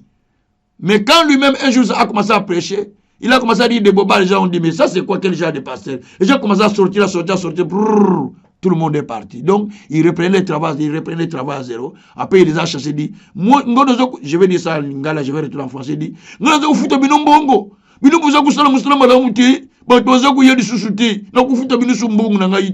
a dit, je vous paye de l'argent, vous ne faites pas un bon travail. Et moi, je ne vous paye plus. Vous pouvez retourner, chacun va chez lui. Maintenant, ils ne pouvaient plus retourner à l'église où ils étaient, parce qu'ils étaient partis pour l'argent. Vous voyez un peu les choses qui se passent. Donc tu peux construire une grande église, mais tu n'es pas appelé à être pasteur. Tu laisses une autre personne faire le travail de Dieu. Gloire soit rendue au Seigneur. On a compris jusque-là? Il y a une question jusque-là? Il y a une question ou je continue? Pardon? Ok. Maintenant, nous passons dans un autre chapitre. Type de succès. Type de succès. On va récupérer quand même quelques minutes là qu'on a perdu, hein, s'il vous plaît. Type de succès. Vous êtes là? Type de succès? Alors, il y a 3 types de succès. Retenez bien, il y a 3 types de succès. Écrivez bien, 3 types de succès. Je vais les énumérer. Je l'énumère. Succès humain. Les succès humains. Deuxièmement, les succès sataniques. Si je parle vite, vous me dites non, vous parlez vite, reprenez. Troisièmement, les succès divins ou succès provenant de l'alliance. Succès divin ou succès provenant de l'alliance. Ok? On m'entend facilement? Ok. Alors, j'explique. En réalité, Dieu est à l'origine de tous nos succès. Suivez bien, suivez très bien, c'est très important. Dieu est à l'origine du succès de l'être humain. Si cette personne s'attache à Dieu, si la personne s'engage à Dieu, Dieu est à l'origine de ce succès. Alors, en tant qu'enfant de Dieu, nous avons en nous la sémence de la réussite ou du succès. Dans Ésaïe, au chapitre 3, au verset 10, il est dit ceci: dites au juste que tout prospérera pour lui. D'autres versions disent: dites au juste que tout ce qu'il fera, ça réussira. Je voulais dire à quelqu'un, étant donné que tu es devenu enfant de Dieu, en toi, il y a la sémence du succès. Et tout ce que tu fais, ça va réussir. L'échec n'est pas ton partage. Parce que simplement la Bible dit, dans 1 Jean, au chapitre 5, au verset 4, que tous ceux qui sont nés de Dieu triomphent du monde. La victoire qu'il a fait triompher du monde, c'est leur foi ou c'est sa foi. Tout celui qui est né de Dieu, tout celui qui est né de l'Esprit, donc tout celui qui a accepté Jésus comme Seigneur et Sauveur, est appelé au succès. Dis toi-même, je suis appelé au succès. Dites-le encore, je suis appelé au succès. C'est important. Le succès, c'est quelque chose que Dieu a destiné pour chacun de nous. Si vous ne comprenez pas ça, vous allez croire que le succès, c'est pour les autres et pas pour moi. Non. Le succès, c'est pour nous qui croyons en Jésus-Christ. C'est pour nous qui sommes nés de Dieu. Le succès de Dieu est notre partage. Parce que la Bible dit, dans 2 Corinthiens, au chapitre 2, au verset 14, gloire soit rendue au Seigneur qui nous fait triompher toujours dans le Christ. Mais quand vous lisez ça avec la version Semmer, et français courant aussi, il dit, gloire soit rendue à Dieu qui nous a mis dans le cortège triomphal de Christ, ou dans le cortège de victoire de Christ. Donc nous sommes dans le cortège de victoire de notre Seigneur Jésus-Christ.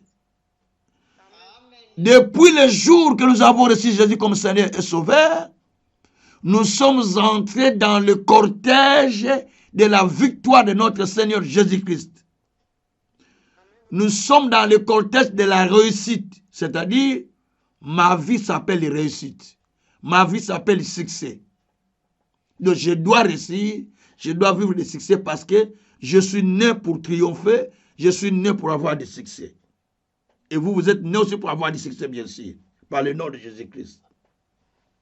Alors, quand vous lisez Genèse chapitre 1er, verset 26 à 31, là-bas vous allez comprendre que Dieu a dit, faisons l'homme à notre image, afin qu'il domine sur toutes choses.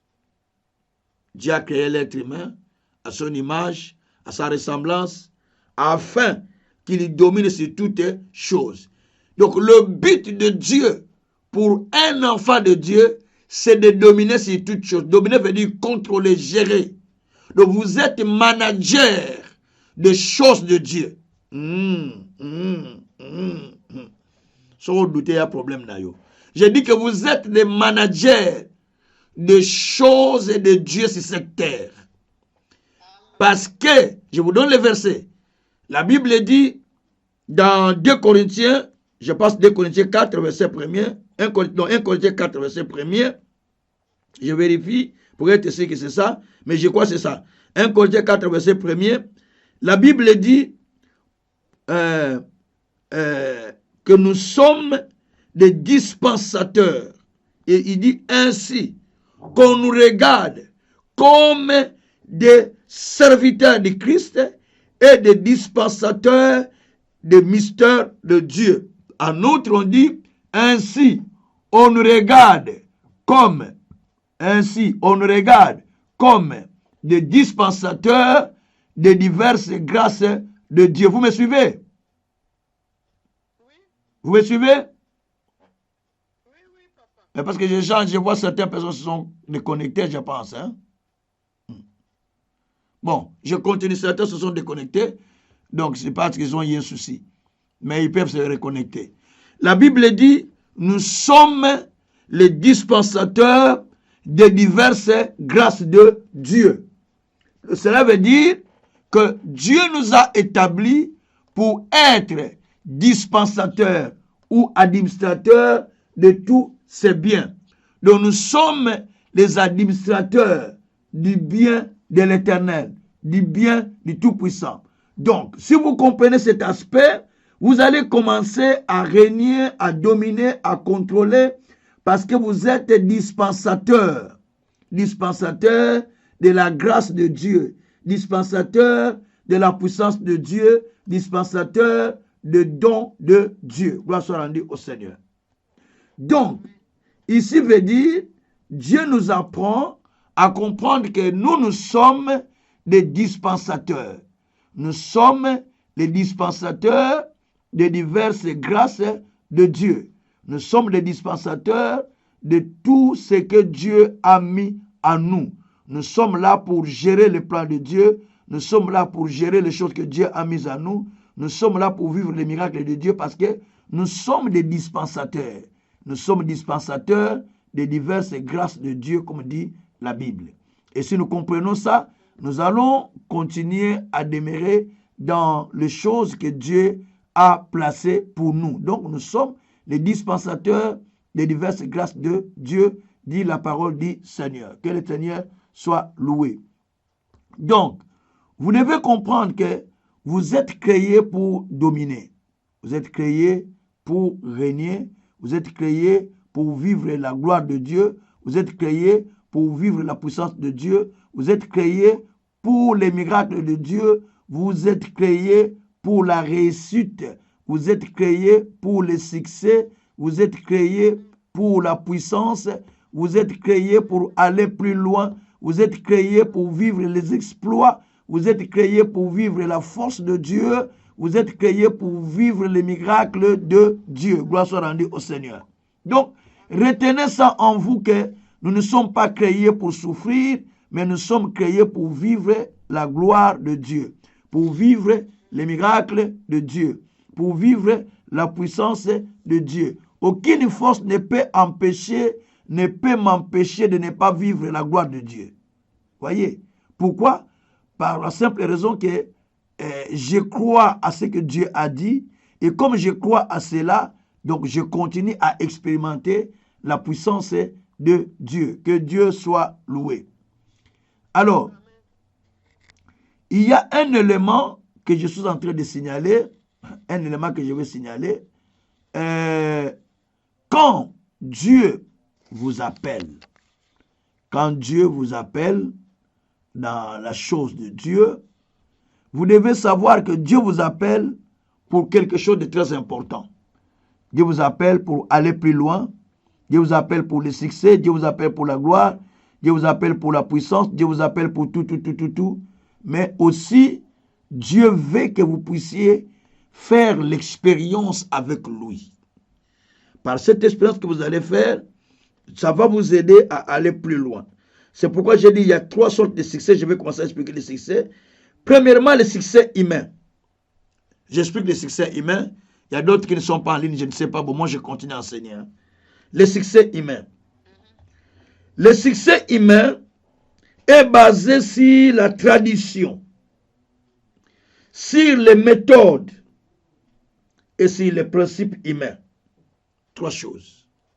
Le succès humain est basé sur la tradition, sur les méthodes et sur les principes humains. C'est-à-dire que l'homme a des stratégies qu'il fait, il fonde ces stratégies pour réussir sa vie. En réalité, dans le succès, vous allez remarquer que pour le monde, pour gagner beaucoup d'argent, il faut épargner beaucoup. Ça, c'est le monde. Mais pour Dieu, pour être béni, il faut donner beaucoup. Mais donc, c'est contraste. C'est le contraire de ce qu'on a. C'est une contraste. Parce que l'autre côté, on dit, pour gagner, il faut donner beaucoup. L'autre côté, on dit, pour gagner, pour devenir, pour s'enrichir, il faut beaucoup plus épargner. Mais Dieu dit, pour s'enrichir, il faut donner beaucoup pour s'enrichir. Donc, ça fait un peu la différence entre ce que Dieu dit et ce que Dieu ne dit pas. Parce que le succès humain vient souvent par la tromperie. Il faut tromper les autres. Il faut faire du magouille. Il faut arnaquer les autres. Il faut tromper les autres. Il faut faire ça pour avoir son succès. Ça, c'est un faux succès. Il y a les gens qui croient être en succès, mais ne le sont pas parce qu'ils ont arnaqué les autres pour avoir du succès, mais ça finit toujours mal. Gloire soit rendue au Seigneur. Le deuxième type de succès, vous me suivez? Oui. Bon. Le deuxième type de succès, c'est le succès satanique. Le succès satanique, ça passe par l'usage de la force du mal. C'est-à-dire vous utilisez la force du mal, les nganga, les féticheurs, ainsi de suite, ou démettre les autres de leur place pour occuper leur place. Réduire les autres pour avoir du succès. Disgracier les autres pour avoir du succès. C'est ce qui s'était passé dans le livre d'Esther. À partir du 6e chapitre, vous allez voir que, donc là, l'histoire nous apprend qu'il fallait disgracier les autres pour avoir du succès. Le cas de Mardoché et Aman qui ne voulait pas de Mardoché, il voulait disgracier Mardoché pour son succès, mais Dieu l'a confondu. Donc ça, c'est des choses que nous voyons souvent dans le monde. On cherche à disgracier l'autre pour avoir du succès. Ça, ce n'est pas du bon succès. Le vrai succès vient quand c'est Dieu qui vous bénit. Vous pouvez lire Esther chapitre 6, verset 1 à 14. Esther aussi chapitre 7, verset 9 à 10. Vous allez comprendre que le succès de Dieu vient quand vous vous donnez à Dieu. Ou le succès satanique, c'est pour humilier l'autre, pour disgracier l'autre, pour détruire l'autre, démettre l'autre, empiéter l'autre pour avoir du succès. Ça, ce n'est pas du bon succès. Et le troisième type de succès, c'est le succès. Vous avez suivi, non? Oui, on a suivi. Ok, merci. C'est là où on était. Alors, maintenant, le succès divin, j'ai expliqué que c'est le succès qui vient par la méditation de la parole, par l'application des principes. Vous avez suivi ça? Non. Voilà. Donc, le succès divin est basé sur la parole. Pour Somme 1, verset 1 à 3. C'est-à-dire que là, vous écoutez la parole, vous méditez la parole, ça crée en vous du succès et vous l'appliquez. Nous pouvons prendre aussi Deutéronome, chapitre 29, verset 9. Vous observerez les paroles de cette alliance, vous les mettrez en pratique, c'est alors que vous réussirez dans tout ce que vous allez faire. Ok? Donc, ça, le succès vient par l'application et la méditation de la parole.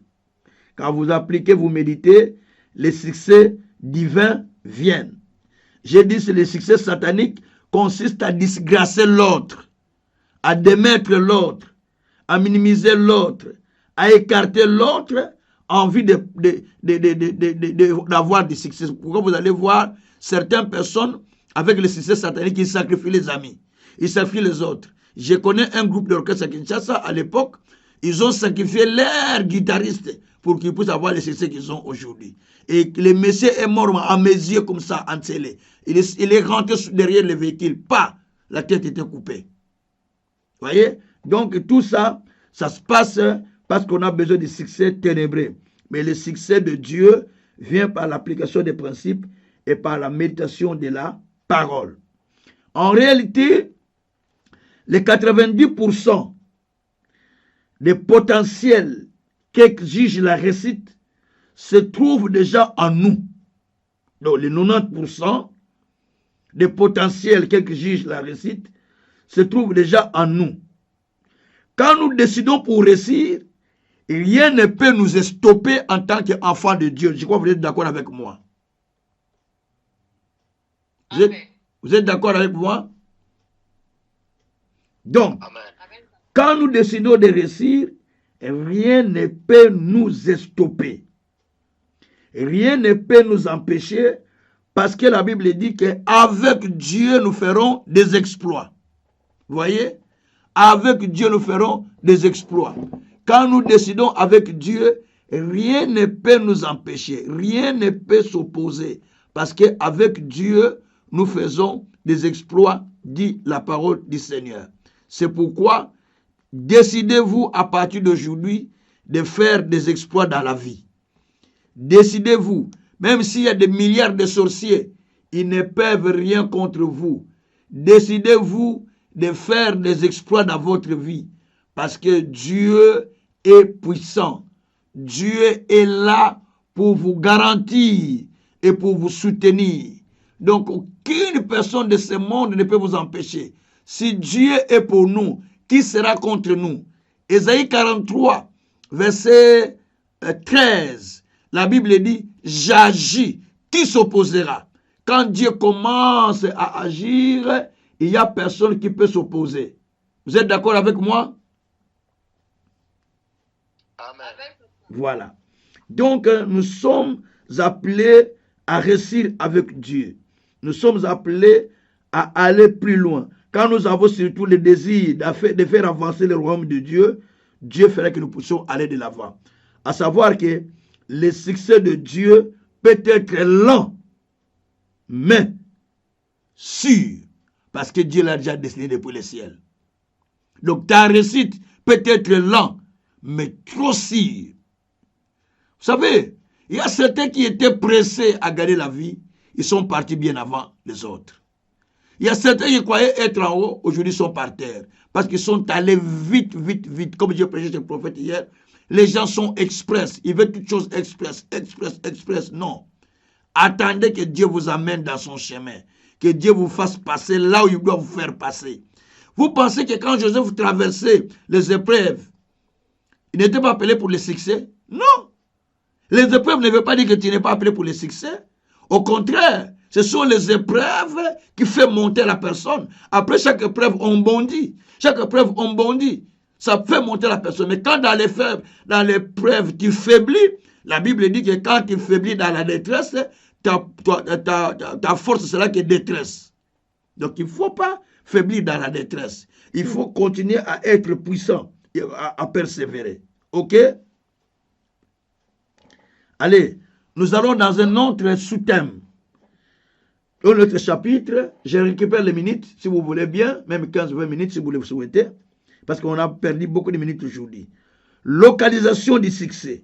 Localisation du succès. Écrivez chez vous, localisation du succès. Bon, je vais retravailler cet audio. Comme il y a beaucoup de bruit, je vais couper certains bruits qu'on a mis et certaines paroles qu'on a dit qui n'étaient pas utiles. Je vais tout couper pour vous me donner la partie qui est enregistrée. Localisation du succès. Le succès n'est attaché ni à un pays quelconque, ni à un groupe de personnes. Je le répète, le succès n'est pas attaché à un groupe, n'est pas attaché à un pays quelconque, ni à un groupe de personnes. Parce que souvent les gens disent, quitte tel pays, va dans tel pays, tu vas réussir. Non. Le succès n'est pas attaché à un quelconque pays. Vous venez en Europe ici, vous voyez les gens qui dorment dehors, dans des gares, pour vous dire que le succès ne dépend pas de celui qui est en Europe ou en Afrique. Le succès dépend de l'application des principes de Dieu et de l'application de la principe de Dieu et de l'obéissance à la parole. En l'appliquant, c'est là où il y a le succès. Comme nous le dit Deutéronome 29, verset 9. Vous observerez les paroles de cette alliance, vous les mettrez en pratique alors que vous aurez des succès. C'est alors que vous aurez des succès. Donc, le succès n'est pas localisé dans un pays ou dans une ville. Le succès est partout dans le monde. Où que vous soyez, où que vous vous retrouvez, vous devez réussir. En Afrique, comme en Europe, partout où vous envoie, vous êtes appelés à réussir. Parce que la semence de la réussite est déjà en vous. Gloire soit rendue au Seigneur. Alors, Dieu ne reporte pas nos bénédictions pour demain. Mais à tout moment que nous nous sentons prêts, Dieu les libère. J'ai entendu un pasteur qui prêchait. Bazo bombolo ma pam bazo reportant pour la lobby. Non, non, non, non, non. Dieu ne reporte pas la bénédiction pour demain. Ce qu'il a fait pour aujourd'hui, qu'il le reçoit aujourd'hui. C'est pourquoi Matthieu 6, quand vous commencez à lire la prière de notre Père, non pas notre Père, oui, il dit donne-nous le pain quotidien, à partir du verset 6. Chapitre 6, pardon, à partir du verset 6, 7, 8, 9, quand vous commencez à descendre, avant d'aller verset 10, 11, la Bible dit que donne-nous le pain quotidien. C'est-à-dire que chaque jour, il y a quelque chose de vous que vous devez recevoir. Et Jésus a dit, à chaque jour suffit sa peine. Matthieu 6, verset 34. À chaque jour suffit sa peine, à partir du verset 34. À chaque jour suffit sa peine. Donc ne vous inquiétez pas de ce que vous allez manger demain après-demain, parce que à chaque jour suffit sa peine. Donc chaque jour, il y a quelque chose que Dieu a préparé. Donc Dieu ne peut pas reporter ce qu'il veut faire avec vous aujourd'hui pour demain, non. Parce que chaque jour de votre vie par Dieu est comptabilisé par rapport au plan qu'il avait préparé pour chacun de vous. Donc Dieu ne reporte pas nos bénédictions. Ça, c'est des faux enseignements. Dieu ne reporte pas nos bénédictions. Donc, Dieu ne reporte pas les bénédictions et Dieu aussi ne fait exception des personnes. Romains 10, verset 13. Dieu ne fait exception des personnes.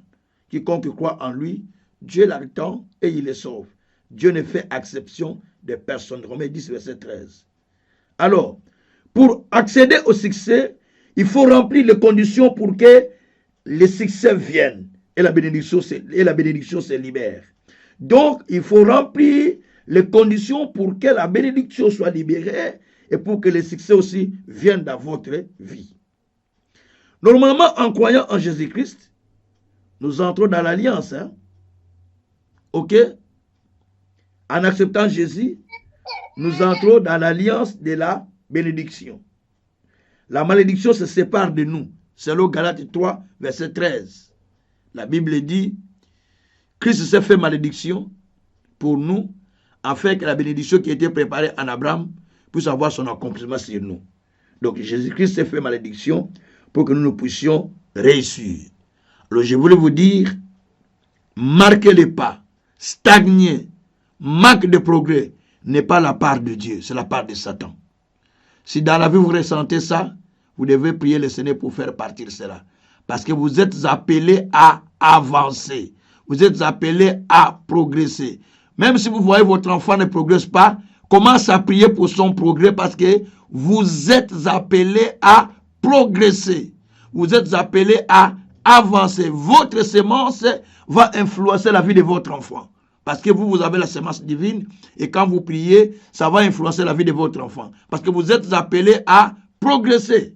Gloire soit à Dieu Seigneur.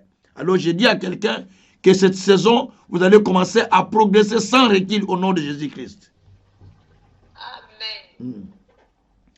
Alors, comme dit Josué 1, verset 8, que si nous obéissons à la parole, nous les mettons en pratique, alors nous serons bénis en toutes choses. Donc la première chose, observer les commandements, mettre en pratique. Et puis la troisième, ce sera la bénédiction qui descend sur nous. Voyez?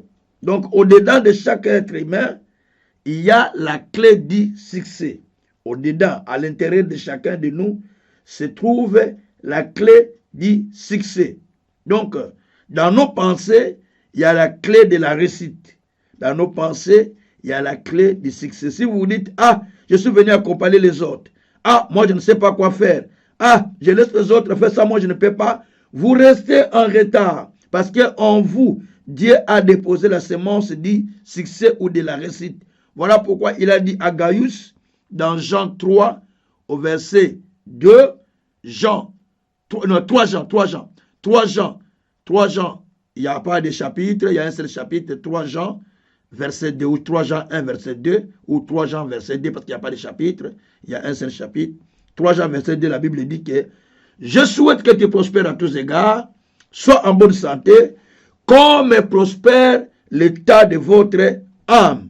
Dieu veut que vous puissiez aller de l'avant, Dieu veut que vous puissiez avancer, comme prospère l'état de votre âme. Cela veut dire, vos pensées sont la base qui détermine votre réussite.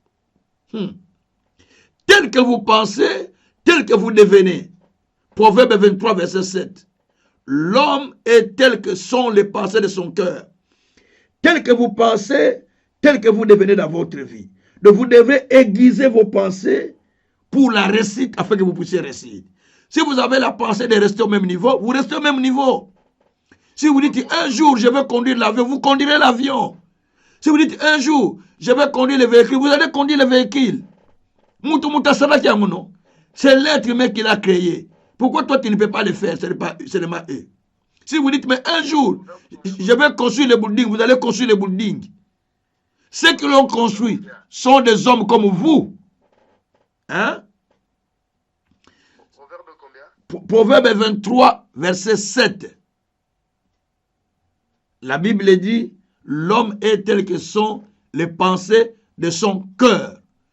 Et Proverbe aussi, 4, verset 23, la Bible dit, garde ton cœur précisément que tout, car au-dedans, il y a toutes les sources de la vie. Mais lisez ça avec Français courant. Français courant dit ceci, prends garde à ce que tu penses, car ta vie en dépend. Donc la vie de l'être humain dépend de ce qu'il pense.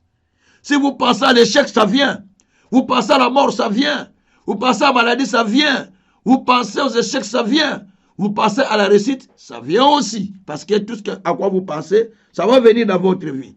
Vous pensez à créer quelque chose, ça vient. Tout ce que vous créez, les applications, qui nous créent les applications que nous utilisons aujourd'hui. Mais ce sont des penseurs. Il pense, c'est un développeur qui a la pensée de créer quelque chose. Il commence à avoir des idées, il faut que je crée ça, papa. Et vous créez l'application, vous payez les contrats chez lui, vous l'utilisez, alors que lui, il a eu des pensées et il est devenu riche. Facebook que vous voyez, c'est les idées qu'il a eues. Mark Zuckerberg, il a eu des idées de créer une plateforme qui va amener les gens à se rencontrer, ceux qui se sont perdus à l'université. Il a commencé à faire ça pour que les étudiants se retrouvent. Aujourd'hui, ce n'est plus les étudiants, c'est le monde entier qui est dans le Facebook. Il est devenu milliardaire en peu de temps. Ce sont les idées. Donc, ayez les pensées d'aller de l'avant. Et les pensées de progresser. Moi, je n'aime pas les chrétiens qui ont toujours passé. Et on va voir, on entend Dieu. On va voir ce que Dieu va faire. Non, non, non, non, non. Faut se dire, on est en train de progresser. Nous devons faire ça, ça, ça pour que nous puissions aller de l'avant. Ayez la pensée d'aller de l'avant. Écoutez-moi bien. Ne restez pas longtemps à côté des gens qui ne voient pas loin, de peur que vous devenez aveugles.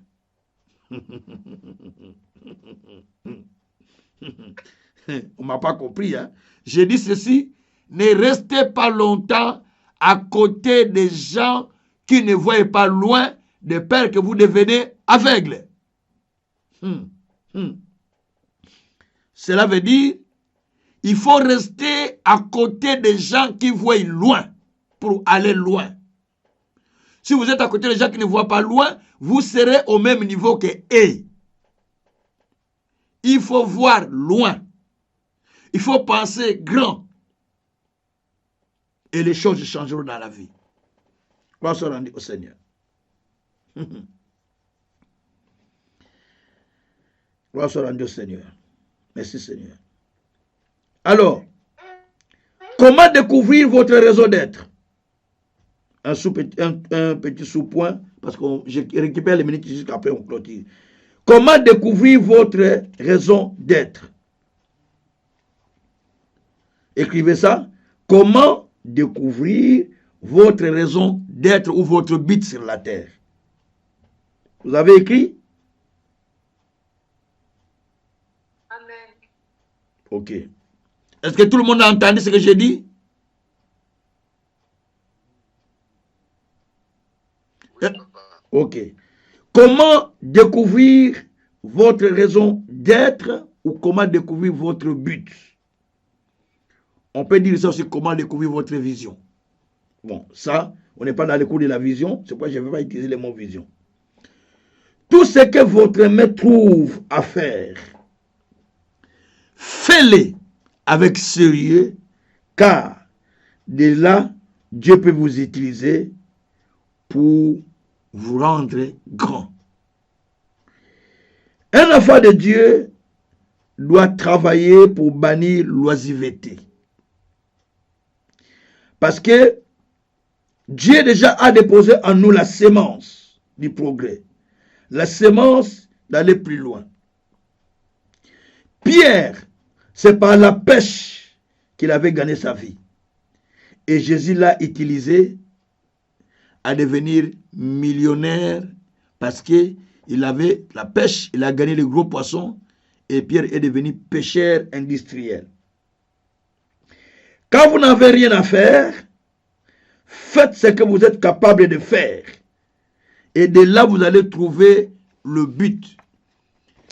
Vous savez que si vous êtes capable de travailler, de faire quoi que ce soit, ne restez pas dans le social. Ça va vous appauvrir.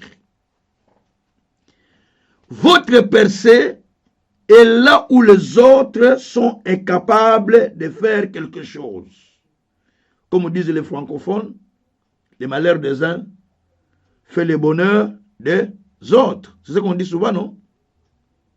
Donc, votre progrès commence là où les autres échouent. On a déjà parlé d'Isaac dans Genèse chapitre 26, verset 1 à 5, où les gens fouillaient le pays pour aller ailleurs, mais Isaac, dans ce même pays-là, il réussissait alors qu'il était immigré. Alors, il faut profiter de certaines occasions, des échecs des autres, pour que toi tu puisses réussir. Je vais vous donner un témoignage. Vous savez qu'en Angola, la plupart des riches qui sont en Angola, il y a certains qui étaient en Angola, peuvent les témoigner, ce sont des gens qui n'ont pas fui la guerre.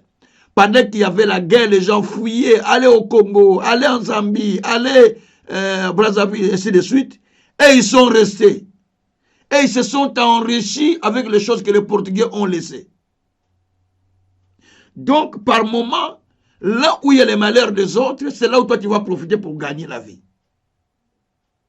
Quand il y a la crise, profite dans la crise, tu vas gagner la vie. Certaines personnes ont profité dans cette situation de Covid. Ils ont gagné la vie pendant le Covid. parce qu'ils ont profité de ça. Donc, Dieu permet chaque situation pour vous permettre de gagner. Joseph a été élevé au moment où il n'y avait pas des interprètes capables d'interpréter. Et lui, comme il était le seul, il a été élevé. Que Dieu soit loué. Alors, j'avais un ami qui s'appelait Pasteur Victor. Il était nigérien. On a travaillé avec lui comme des professeurs ensemble. Il est du chapelet des vainqueurs. Le pasteur Victor était un homme qui était ramasseur de poubelles avec une petite brouette dans son village, dans sa ville. Il ramassait les poubelles, il a commencé à ramasser les poubelles. Donc, il a fini des études, il n'y avait pas de travail, il a commencé à ramasser. Il dit, malgré mon diplôme, je vais ramasser des poubelles. Vous voyez, les gens de l'ouest de l'Afrique ne sont pas comme nous. Donc, nous sommes un peu trop orgueilleux, mais les ouest africains, là, ils savent comment chercher de l'argent. Donc, il a commencé à ramasser des poubelles, Et des brouettes, c'est devenu des motos Gizi, des camions et une grande société de poubelles. Jusqu'à ce qu'il est devenu pasteur. Donc, il a compris que je peux faire quelque chose. Et ce qu'il a fait, ça fait de lui un patron avec 60 employés. Et lui, il était pasteur dans la communauté Chapelle des Vainqueurs. Mais il avait 60 employés qui travaillaient pour lui. Vous voyez un peu ça? Mais il est payé aussi là-bas plus de 2000 euros, 2000 dollars qu'on payait à l'époque. Mais l'autre côté, là aussi sa société. Et ça, c'est l'intelligence des gens qui voient les choses très loin. Avec le peu que vous avez, ça peut aller plus loin. Il n'y a que la tombe qui commence en haut, qui finit par tomber. Mais tout doit commencer par les bas. Vous savez, vaut mieux commencer par le désert et aller en ville que de commencer en ville et retourner dans le désert. Vaut mieux commencer par 1 et aller au 100 que de commencer par 100 et retourner à 1. Non. Je crois que vous me suivez.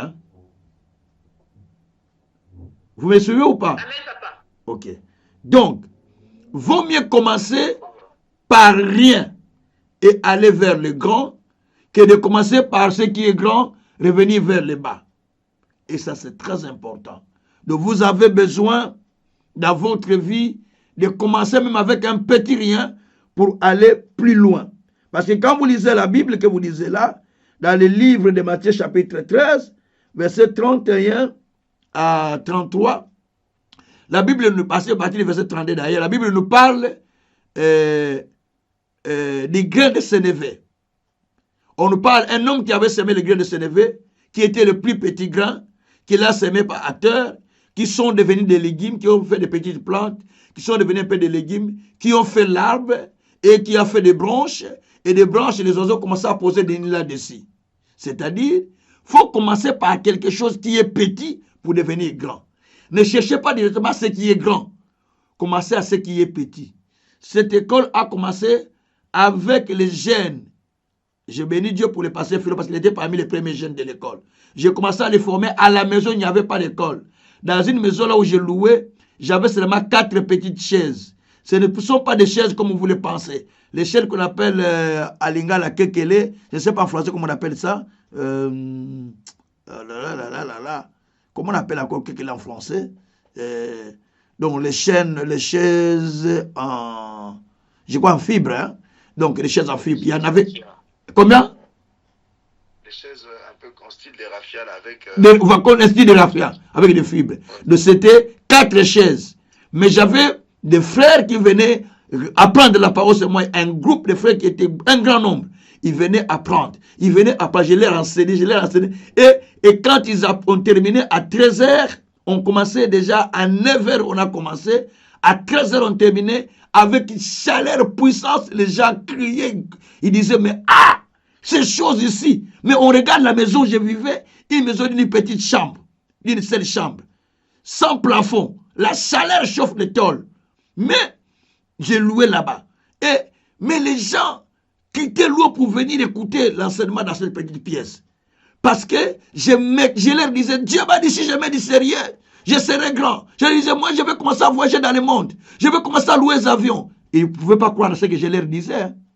Mais là, ils étaient un grand nombre qui m'écoutaient. Je n'avais pas encore commencé l'école, mais j'ai commencé l'école informelle, en fait, où les gens venaient suivre la formation. Il y avait beaucoup de frères qui venaient, ainsi de suite. Parmi les frères passés Philo dedans. et d'autres, Richard Kamanda, les Timothée, beaucoup, ils venaient suivre la formation sur moi à la maison. Là, je n'avais pas encore commencé l'école officiellement. Donc, mais je le faisais officieusement. Mais les gens venaient dans une petite maison. Moi, je savais que ce qu'ils sont en train de faire, je leur disais, vous qui écoutez ma parole, vous qui j'enseigne là, vous êtes les grains de Sénévé.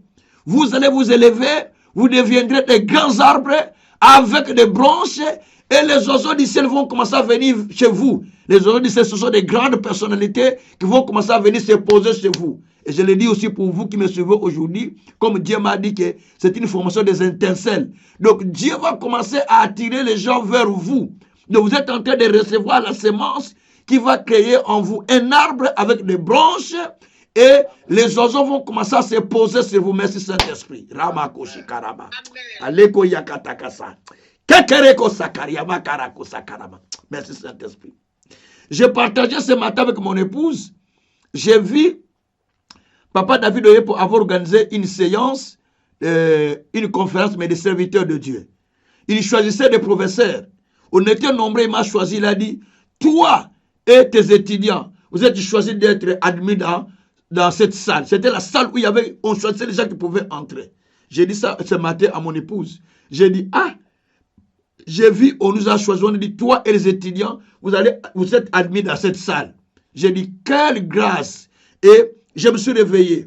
J'ai prié, je m'endors.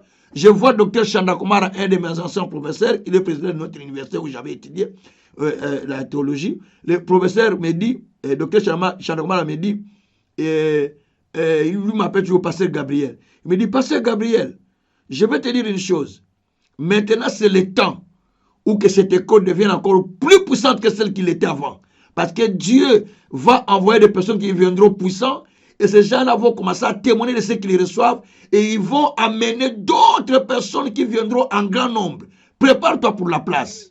Aujourd'hui que Dieu m'a dit ça, j'ai dit ça à mon épouse. J'ai dit, Dieu est en train de dire qu'il y a beaucoup de personnes qui vont commencer à venir. Mais au travers de vous qui me suivez, si vous en parlez de bouche à l'oreille à d'autres personnes, ils vont venir s'inscrire. Ils vont apprendre des choses, qui vont commencer à enseigner sur ailleurs. Le but, Yaya, laissez-moi vous dire la vérité. Par moment, vous devez sortir du contexte congolais. Je vais vous blesser un peu. Le contexte congolais consiste à dire qu'il faut faire attention, on va te voler des armes, il faut faire attention. C'est parce que vous n'avez pas compris le contexte congolais. C'est un faux contexte. Un pasteur qui vole des armes, ce n'est pas un vrai pasteur.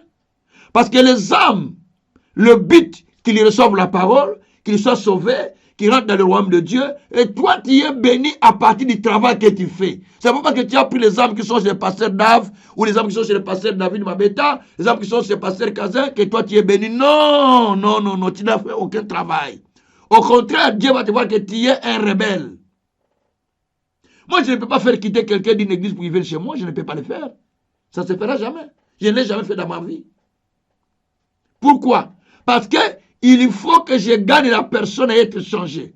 Si la personne vient chez moi, il a besoin simplement de recevoir l'impactation de la grâce que Dieu a mise en moi. Un point et trait. Pas l'apprendre, ça ne sert à rien. C'est pourquoi vous allez voir dans nos milieux, les pasteurs ne s'ouvrent pas pour enseigner, ne s'ouvrent pas pour apprendre. Aujourd'hui, ma belle-sœur disait, mon beau-frère là, il est en train de nous suivre, il a une église de plus de 5000 membres.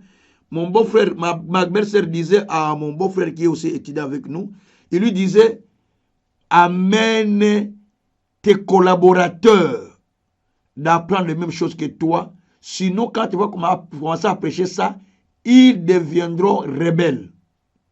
Mais amène-les à apprendre ça, parce que ça va les aider à croire que notre pasteur, ce qui nous prêche est vrai, c'est eux qui vont te soutenir parce que il a dit ça, il a dit chez Pasteur Kazis, depuis que je connais, il enseigne la rébellion fortement. Donc, il explique aux gens que tu ne peux pas te rebeller à ton pasteur s'il n'a pas beaucoup de connaissances que toi. Parce que c'est une malédiction. J'explique ça dans toutes les formations. Hein. J'explique ça dans toutes les formations. Si vous êtes celui qui s'oppose à votre pasteur parce que vous avez de la connaissance, vous êtes en malédiction. Parce que moi, je ne l'ai pas fait. Tu ne peux pas t'opposer à ton pasteur. Moi, j'avais des grâces, des dons, des miracles que mon pasteur n'avait pas. Je ne me suis jamais opposé à lui.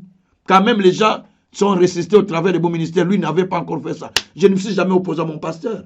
Pourquoi? Parce que Dieu m'a appris que je devais m'humilier, je devais écouter, je devais apprendre auprès de l'homme de Dieu pour que je puisse partir de l'avant. Sans Ananias, Paul ne serait pas ce qu'il était aujourd'hui, ce qu'il était. Si Paul est devenu un grand apôtre grâce à Ananias, parce que Dieu a utilisé Ananias. Donc chacun de nous doit avoir un Ananias qui l'écoute pour que sa vie puisse aller de l'avant. Amen. Amen. Je vais clôturer parce qu'on ne peut plus dépasser les 21h.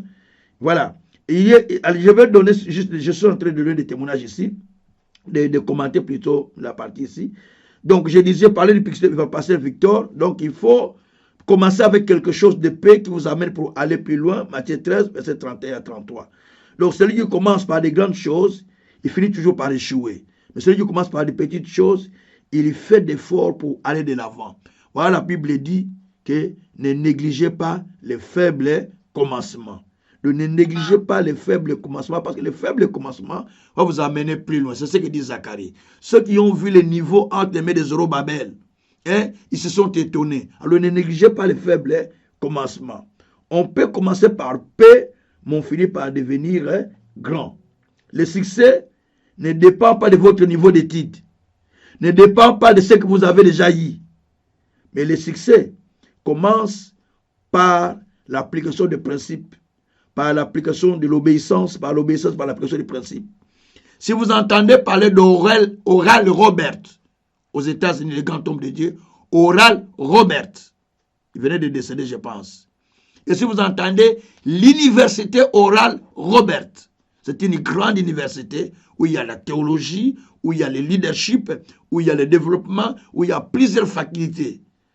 Le pasteur Oral Robert n'a pas étudié. Il s'est limité en 3e année secondaire. Mais Oral Robert a des grandes facultés universitaires aux États-Unis, reconnues dans le monde. Oral Robert, le pasteur Oral Robert. Tapez sur Internet, vous allez voir ça. Pourquoi? Parce qu'il a compris que malgré que je n'ai pas beaucoup étudié, mais je dois m'appliquer à appliquer les principes et cela va m'amener plus loin. Un autre pasteur, Benson Idaoussa au Nigeria, il n'a pas étudié papa de Benson Idaoussa. Il était pousse-pousseur. Mais papa Benson Idaoussa est celui qui commençait à enseigner à l'université Oral Robert, alors qu'il n'a pas fait les universités. Mais Dieu l'a utilisé à donner cours à l'université Oral Robert. Vous imaginez? Il donnait dans 3 universités. Il donnait cours dans 3 universités. Mais quelqu'un qui n'a pas étudié donne cours à l'université, comment? Parce que Dieu l'a utilisé avec la sagesse qu'il avait. Donc, Dieu peut vous utiliser pour aller plus loin. David était gardien de brebis et il est devenu roi pour Israël. Pourquoi? Parce qu'il a compris que Dieu m'a appelé à faire quelque chose. La chose dans laquelle vous êtes est un poteau indicateur de ce que vous allez devenir demain, après-demain. Je le répète, la chose que vous êtes en train de faire ou dans laquelle vous travaillez, c'est votre poteau indicateur de ce que vous serez demain. Amen. Donc, si vous pouvez transmettre, vous pouvez communiquer ce que vous avez reçu à d'autres personnes, donc cela veut dire vous êtes en train de préparer votre élévation.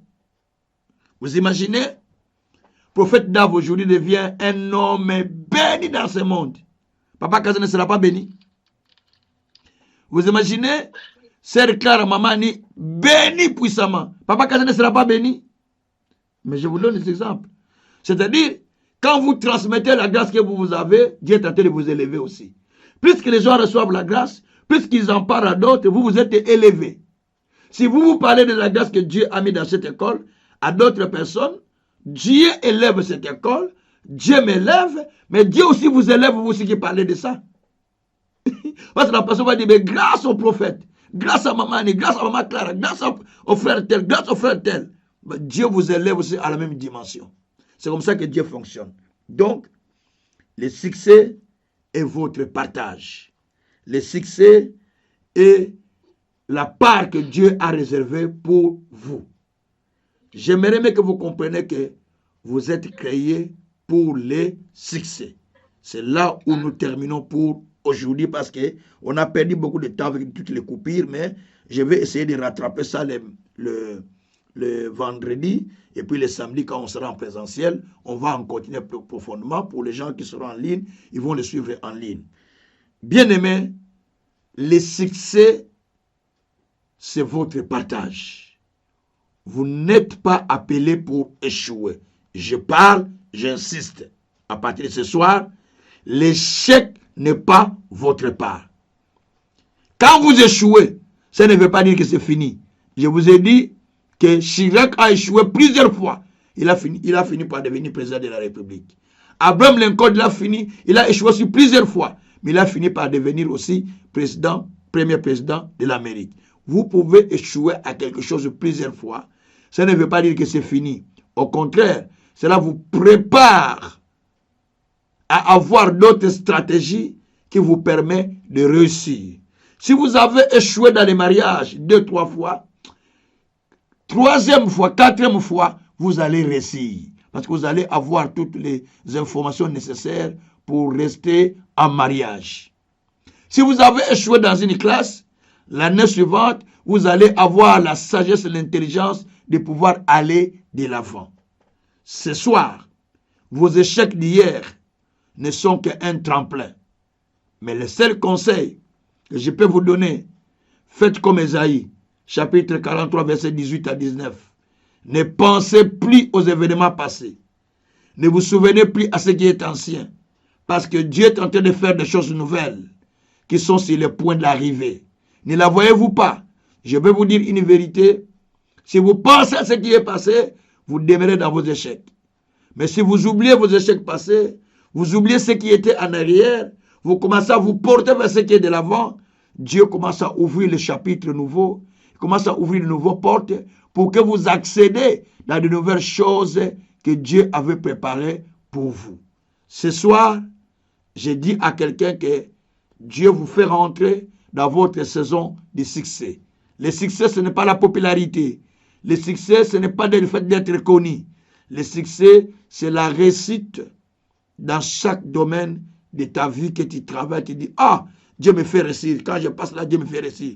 Quand je passe là, Dieu me fait réussir. C'est l'exemple de Joseph. Dieu le faisait réussir même dans la maison de Potiphar, il a réussi.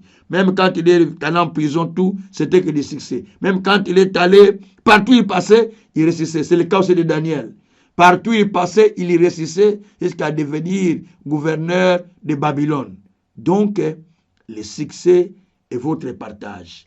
Le sorcier qui cherche à vous bloquer n'est pas encore né et ne sera pas né.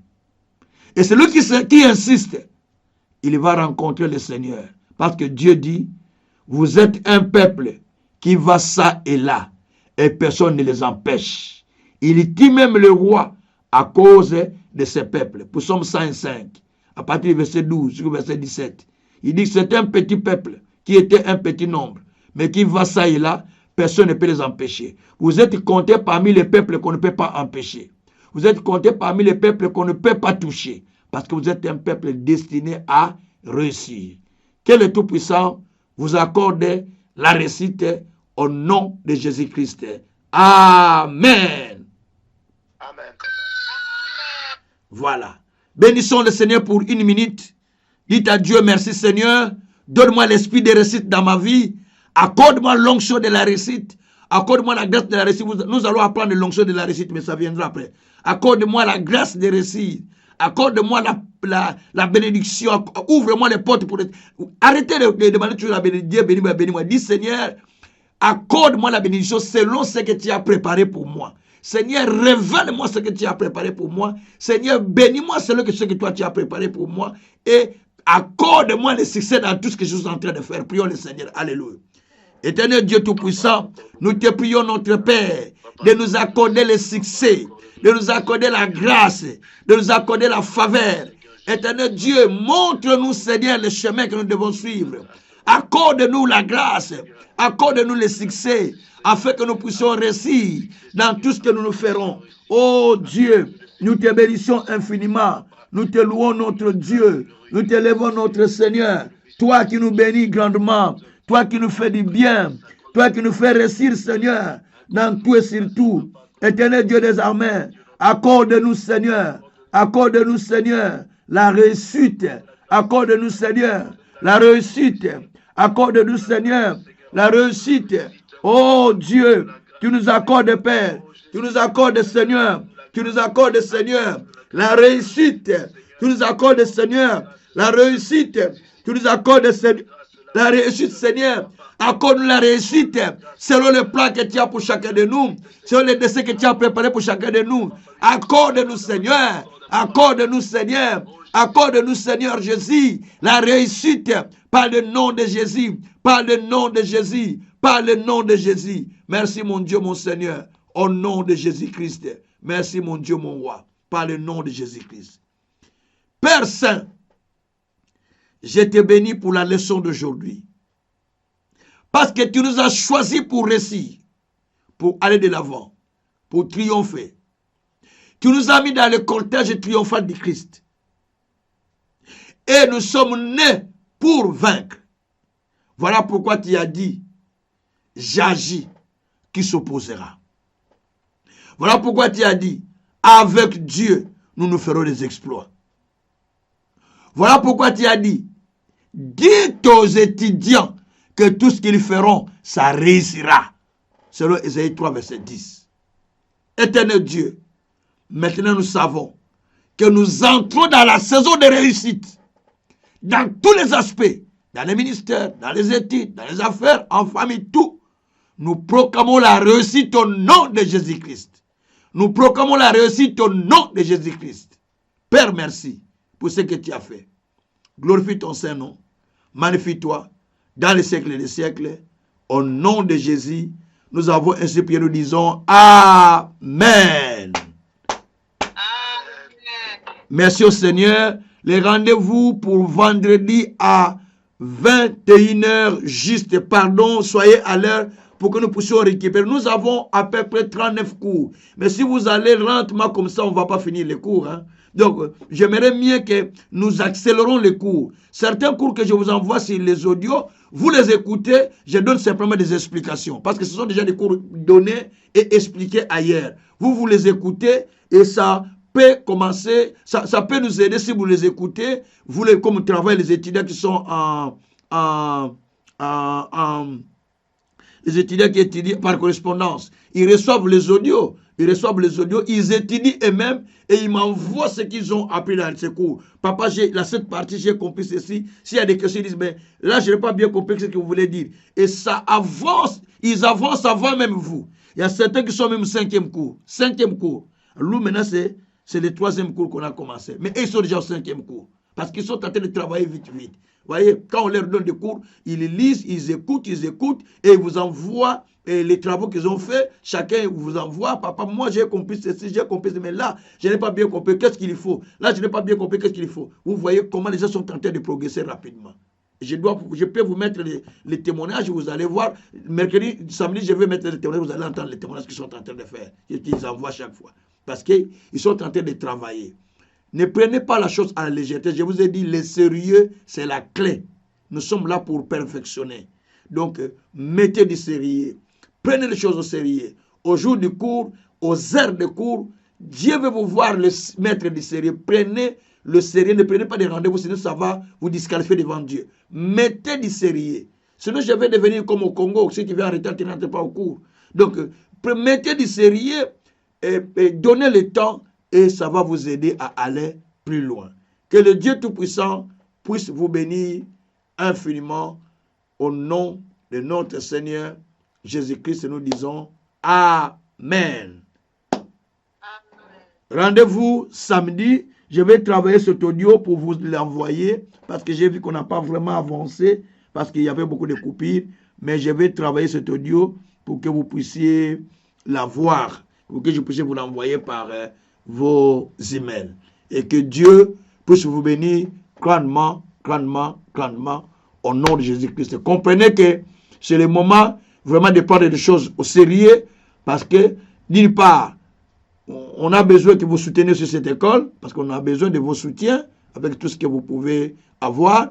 Et puis, de l'autre part, on a besoin aussi que vous soyez vraiment, vous mettez du sérieux pour que la matière puisse entrer. Encouragez-moi. Parce que comment je vais appeler d'autres professeurs de passer si vous êtes dans cette dimension? Ça ne sera pas normal parce qu'on a d'autres professeurs qui doivent donner des cours. Ce n'est pas seulement moi. Il y a d'autres professeurs qui auront des cours d'eschatologie, qui auront des cours, ils vont donner certains cours théologiques. Vous voyez? Donc il faut quand même qu'il y ait déjà ce sérieux. S'il n'y a pas ce sérieux, ça ne sera pas une bonne chose. Amen. Alors, que le Tout-Puissant puisse vous bénir. Soyez bénis à vendredi à 21h.